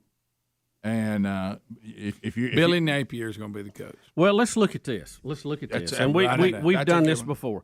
If you want to, if Lincoln Riley turns it down, if you think you are one of the elite college football programs, and you want to win national championships year in year out, you probably go after somebody who's already won one, right? Who's got one on their resume. Jimbo Fisher has one on his resume, so he would fall in that category. Who else has one right now that's available in college football? Well, I mean, Dabo's is Dabo. Anybody's available, right? Yeah. Dabo. They even had Dabo's name early, yeah, because they say this guy. I don't know the name. I don't follow enough. The athletic director, whoever, that he'll go for the big fish. He's got connections, and he doesn't mind swinging for the fence. Dabo would be on that list. Jimbo would be on that list. Lincoln Riley would be on the list. I mean, I'd have Lincoln Riley on the list for sure. If you're Lincoln Riley, do you believe you have a better chance? No. To win a national championship by coming into the SEC with Oklahoma, because now you pick up good defensive players. And that's a good point, Rick. Yeah. I'm not talking about if you're coming in there anyway. You're going to be playing against them at some point. Right. That's a great point. Which division will they be in? Both of them would be in the West, probably. Well, I don't know. Throw Auburn to the East. Then I'll probably go to LSU. Right. If I'm trying to win a championship. Because I'm going to get to the SEC either way. Yeah. As Oklahoma's coach, or if I had the opportunity, LSU's coach, and we don't know they're going to give them that opportunity. Yeah. But let's say they did. Then I'm looking and I go, which way could I win a championship quicker, get better defensive players and stay with my Oklahoma players, or go over to LSU and rebuild that?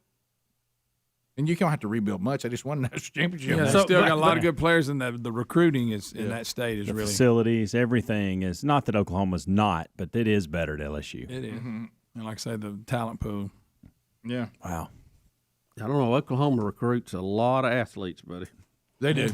They just haven't found a lot of defensive linemen lately. Well, and I forgot who said this. Yeah, but the SEC may help that. Yeah, I would give them credit. They said he's going to get defensive players now because he's going to be in the SEC. I mean, can't you find any Selman brothers again? I mean, what happened? Yeah. I mean, he's like, the reason why Oklahoma can't build, it's not like he doesn't know it.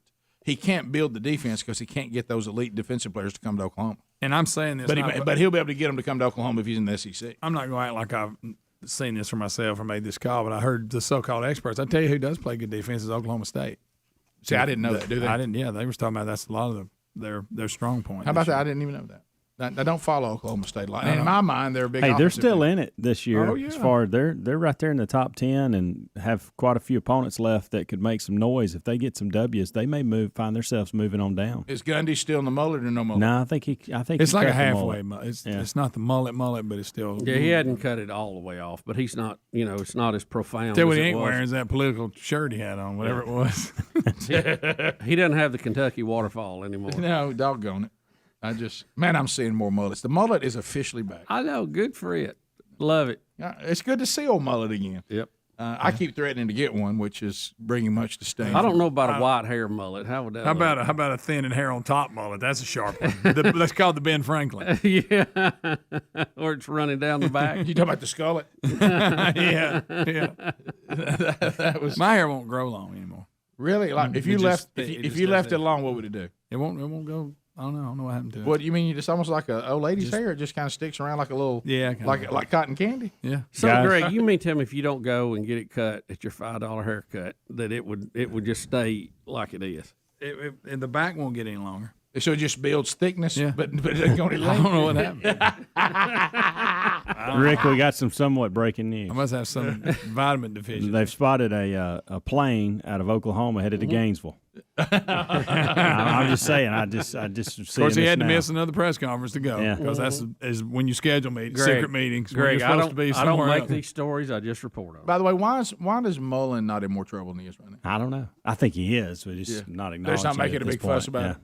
They're waiting. I'm telling you, that South Carolina loss is one of those kind that you don't get to coach anymore. Yeah, I mean, if you're at this current condition, wait till of Sanford South gets hold Carolina of them this weekend, and what should be the current condition of Florida. I mean, it just feels like Mullen's lost the team. Hey, this one right here's got an interesting feeling about the Tennessee-Georgia game. I ain't saying they're going to beat them. I'm not saying it. One or two things going to happen. Either Georgia's going to just demolish them. Are you saying upset alert? Well, are you putting them on the wire? Tennessee's not ready for Georgia. I'll give you that. I just had. Where are they playing at? He's got a feeling. He's got a special little feeling about that ball game. Where is it played at? I think it's in Knoxville. I could be wrong. May have just stepped out. Home field's overrated. There he goes with that negativity again. Bottom of the hour. We'll be back. Rick and Bubba, Rick and Bubba.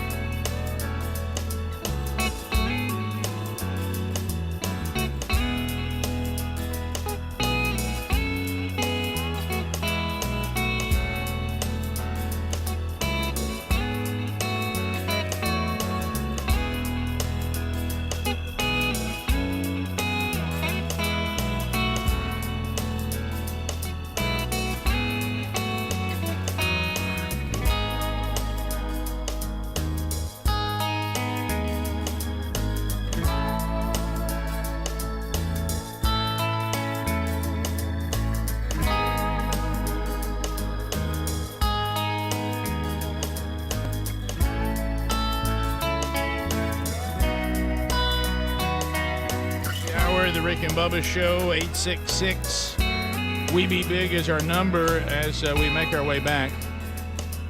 All right, so helixsleep.com/Bubba. This is where Greg gets to chime in about his new mattress. And you know what I've noticed? You think you're sharp. Were you Helix? I do. You think you're sharp. I am. So you're jealous. How about that? Well, it is a great mattress. And if you want to go get yours customized right now, go to helixsleep.com/Bubba.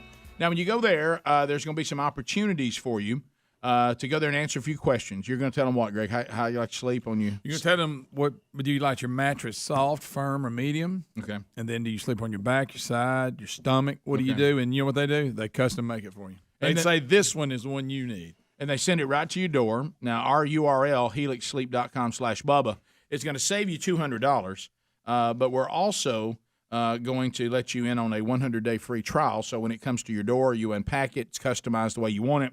You set it up. You can sleep on it for up to 100 days and then make your decision on whether you want to keep it or not. And you're going to keep it. You're going to love it. So go to helixsleep.com/Bubba. That's helixsleep.com/Bubba. There's also a link at rickandbubba.com right there under the sponsors button. Rick, did you see that there is a village in South Africa that is concerned that they have a werewolf on the loose? Wait a minute. Have you seen this? No. After a man, he was 59-year-old, he was found dead with numerous bite marks. The local rumor mill has cranked up that a werewolf is now in the area of their village and has caused great concern. Now, could it just be an animal? No. Why don't it Well, have to be a local werewolf? authorities and the family of the man is saying he was simply attacked by pit bulls and killed. Which I don't know. That should make you feel a lot better. Oh, okay, good. Thank you. We've No, got why pit wouldn't you bulls went that with like that to eat. first? But the local villagers are calling werewolf. Wouldn't you though? Wouldn't you first go probably a wild dog, possibly a pit bull? No, I wouldn't go to werewolf. Who was the person that transitioned to werewolf? I know. To me, now, Bubba, I know that's not good news. You're right. But I will take pit bulls over werewolves. Yeah, I think I would. Yeah, I mean, considering. If you go up the dog chain, I put werewolves about 2 clicks above pit bull. If I'm going to bed tonight and somebody says, "Now look, be heads up, there's some pit bulls that roam in the neighborhood that could be dangerous." Yep. Okay. All right. Thank you. Or, hey, when you go to bed tonight, I think we got a werewolf. When you say werewolf, when we were kids growing up, they said he was from London.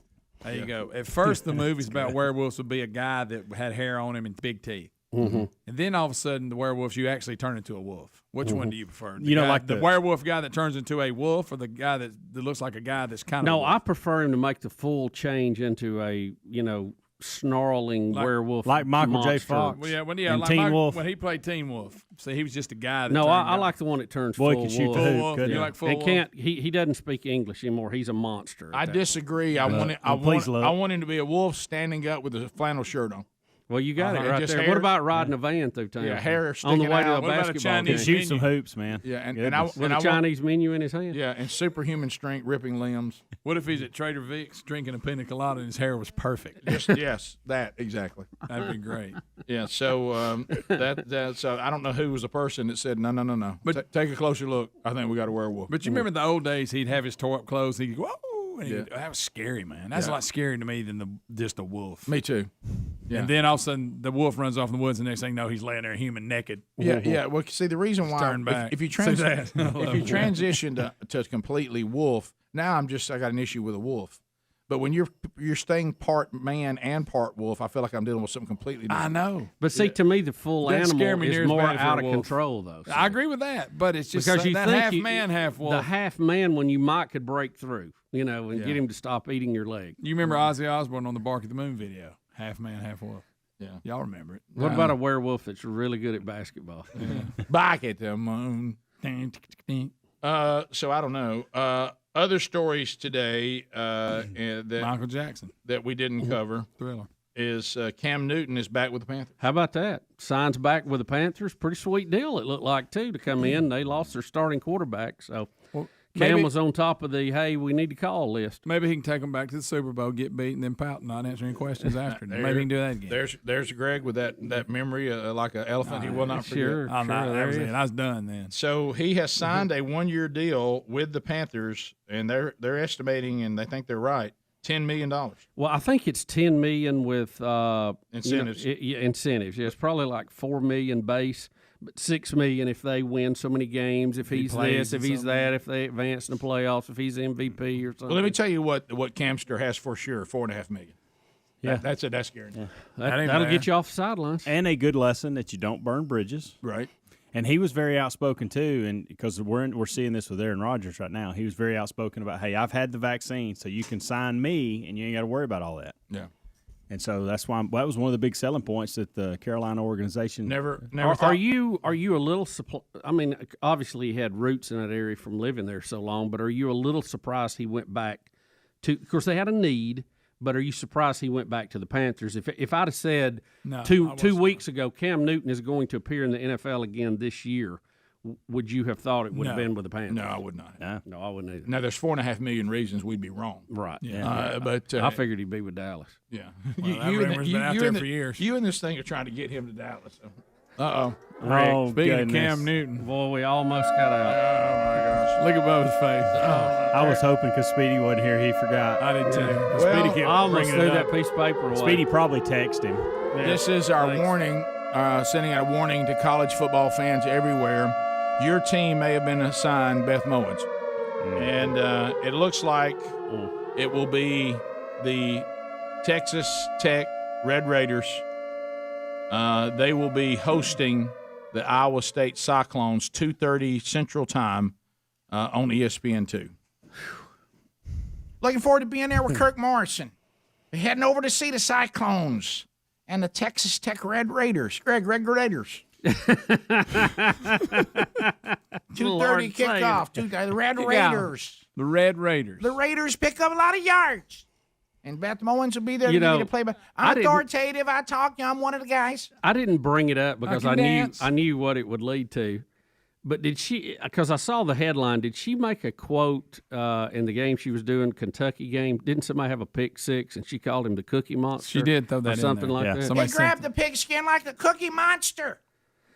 You know she couldn't wait to use that line. He's not vaccinated like Big Bird. Cookie Monster rowdy. Picks it off over the middle. Picking up yards. The house. He's taking out one to the house, Kirk. Tell us about it there. He ran right by you. Greg and Mom will be ready to go. Now, who is it, Texas Tech and who? Texas Tech and the Iowa State Cyclones. Oh, okay. Wow, that is. You are looking live at Texas Red Raider Stadium. Beth Mowens along with Kirk Morrison, who I got strolling the sidelines tonight or afternoon. 2:30's afternoon, Rick. How's that afternoon affect your mimosa intake? Mama wakes the day with a nice brunch. Me and Kirk will sit there. I'll have a mimosa in one hand, Bloody Mary in the other. Mama will be loose at kickoff at 2:30. Beautiful scenery there. Beautiful. In Lubbock. Beautiful here in Lubbock, Texas. It's like being in Iraq. We've heard that from someone. Coaching former Tommy Tuberville senator now. Oh, yes. For the state of Alabama. Roll Tide. There it is. War Eagle. Blazer thing. Mama's not sure what the Blazers say. Blazers. Blazers. Mama's coming to call one to new field. Pro-life. Or what is it? Proactive? What's the thing called? Protective. Protect this protection. Protective life. Mama wants the protect of the protection. You know, you could use that at UAB. Hey, we protect our house. Protective. Sponsor gets a little nod. Inside the house, the Blazers play. So I'll be there watching the Cyclones. Good ball clean. Taking on Texas Tech Raiders. Tech Raiders. Lubbock, Texas. Beautiful Lubbock, Texas. Mama loves to see a tumbleweed. Beautiful Lubbock. Beautiful Lubbock, Texas. Reminds me when I spent some time in the Sahara Desert. Quoting Tommy Tuberville. Senator now, right, Bubba? That's right. That's what I hear. In the great state of Alabama. We got 16 minutes to the top. Your phone calls and whatever stories we may have missed when the Rick and Bubba show continues. Rick and Bubba.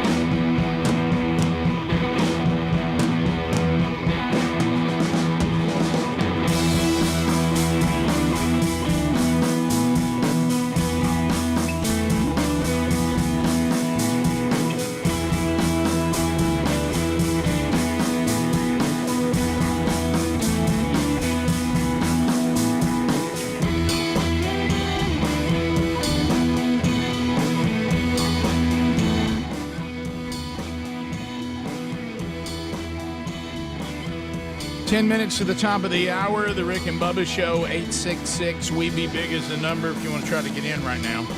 We'll try to get some phone calls on the way out of the hour. Things you need to know, Rick and Bubba University, the podcast, coming up this weekend. Brad Edwards is our guest from ESPN. 25 years he was with ESPN. We talk about his new book, Dynasty by the Numbers. If you would like to look at this book, BamaDynastyBook.com is the website. We'll talk with him this weekend. He takes the numbers and he asks the question, is Nick Saban the greatest college football coach in the history of college football to date? And he has some numbers that'll blow your mind. But we also talked to him about his time at ESPN. And yes, and, it's very interesting. Yeah. Very, very cool guy, and we really enjoyed spending a little time with him. Yeah, and then also this weekend, Guntersville, Alabama. Helmsy will be there speaking at a man church at First United Methodist Church in Guntersville. And the same night, I'll be over in Center, Alabama, speaking at Pine Grove Baptist. Their man church is going on this weekend. Find those details at themanchurch.com or rickandbubba.com. Under upcoming events. Bubba, do you see back there? Oh, I know. Some special guests. When you talk Rick and Bubba history, we had the interview with Brad Ryan, who, of course, did the Rick and Bubba song, and we have a history with Brad, and we did the children's CD with Brad. But everywhere I go, there's all kinds of folklore of people saying, who is the woman? Who is the voice? Who is the woman? Who's that mystery voice? Who is the woman that says this right here on the? Rick and Bubba's in Ohio. Who is that? She is in the studio right now. Jenny Lee Ryan. And I think the first time. Come here. Come here. First time? So you are part of an iconic theme song. Sit down. Here, just get right here. I'm sorry.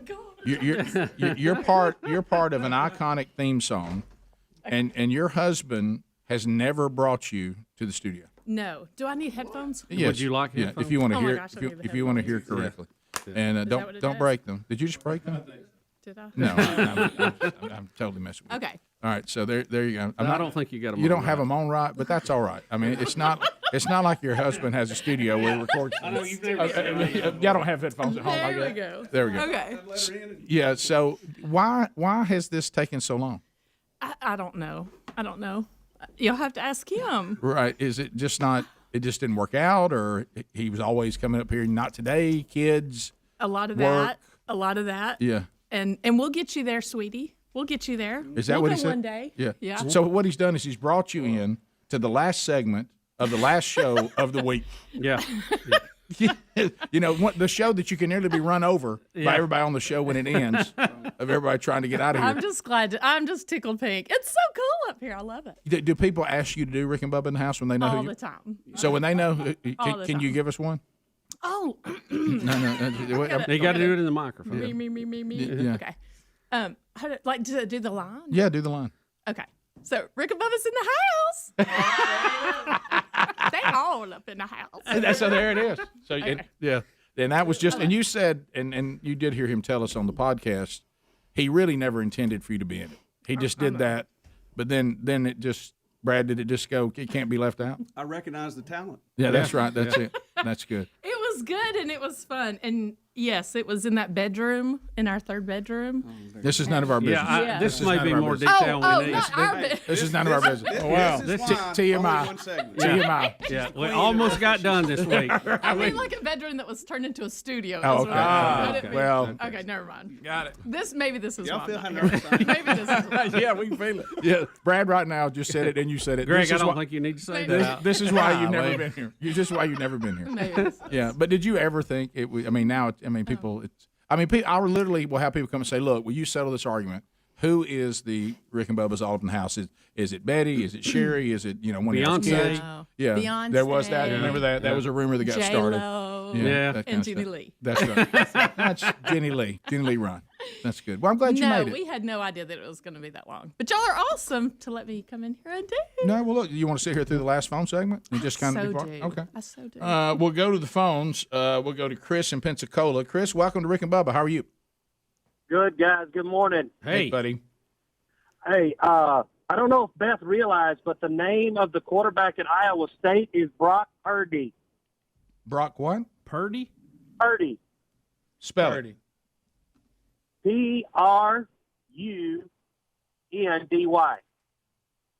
Okay. Wouldn't that be Purdy? What am I looking at? Yeah, Purdy. You know what, sir? Thank you for that information. And it's Brock. Brock Purdy. Yeah, quarterback for the Cyclones, Brock Purdy. Say it like that, Brock Purdy. Right, Brad Ryan? 3 on the string. Yeah, we can't have Asian man Jenny- anymore. I got to go with Beth. Jenny Lee Ryan. Rick and Bubba's ought to be in the house. So, Man, Jenny, Kirk why today? Morrison. What was it about today? Are you? What's made it special? How'd you end up here? You know what? I think we have a lot going on in the Ryan household, and we've got a daughter getting married Next week. next week. And yesterday was Veterans Day, correct? Yes. By the way, you 11-11. forgot all about it on the show. That's fine.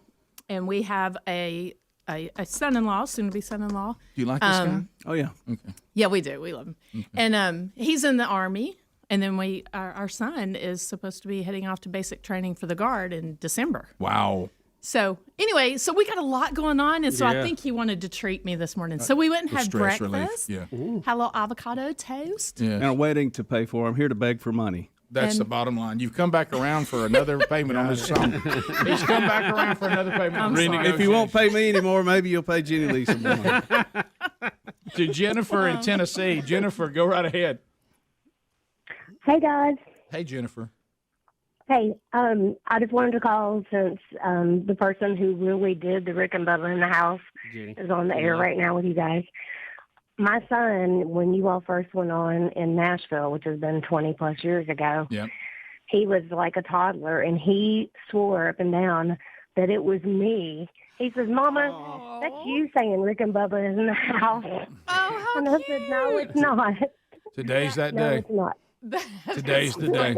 The poor kid today realizes it's not his mama. Yeah. I told him then. I said, no, it's not Mama. It's not Mama. Can you do it one time, Jennifer? I'd like to see if you sound like Jenny Lee Ryan. Oh, gosh. No, I can't. Oh, I've got allergies really bad, and I Understood. sound terrible. So. Well, that's all right. They never stopped us before. No. Thanks, Jennifer. Thank you though for listening. Thanks. Hey, she needs hats for the kids, correct? That's true. Mm-hmm. Yeah.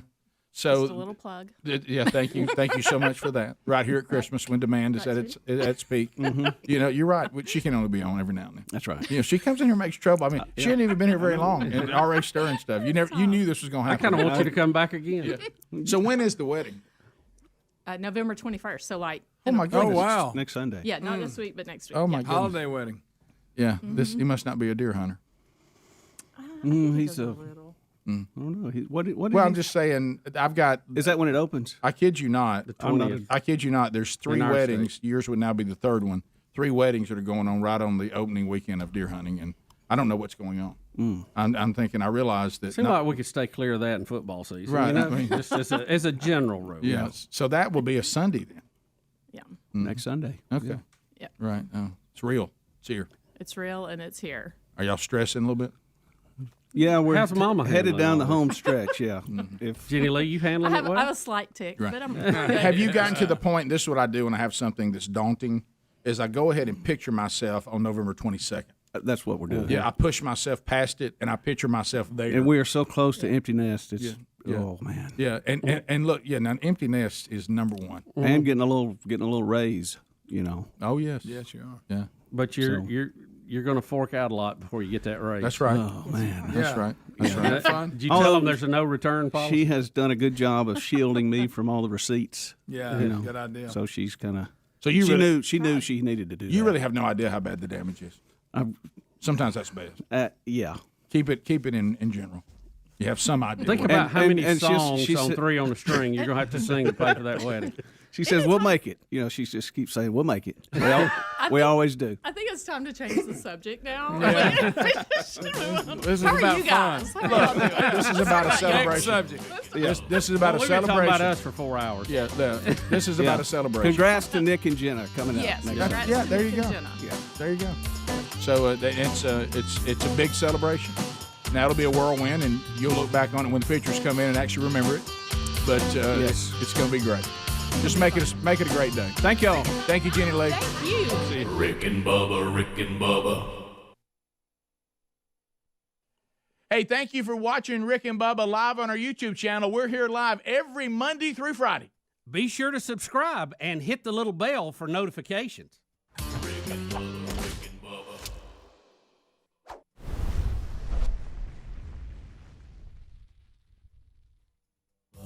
can't start another day without him, brother. Oh, there is no other waking on that blubber. Gonna be a big star. Fat will get you very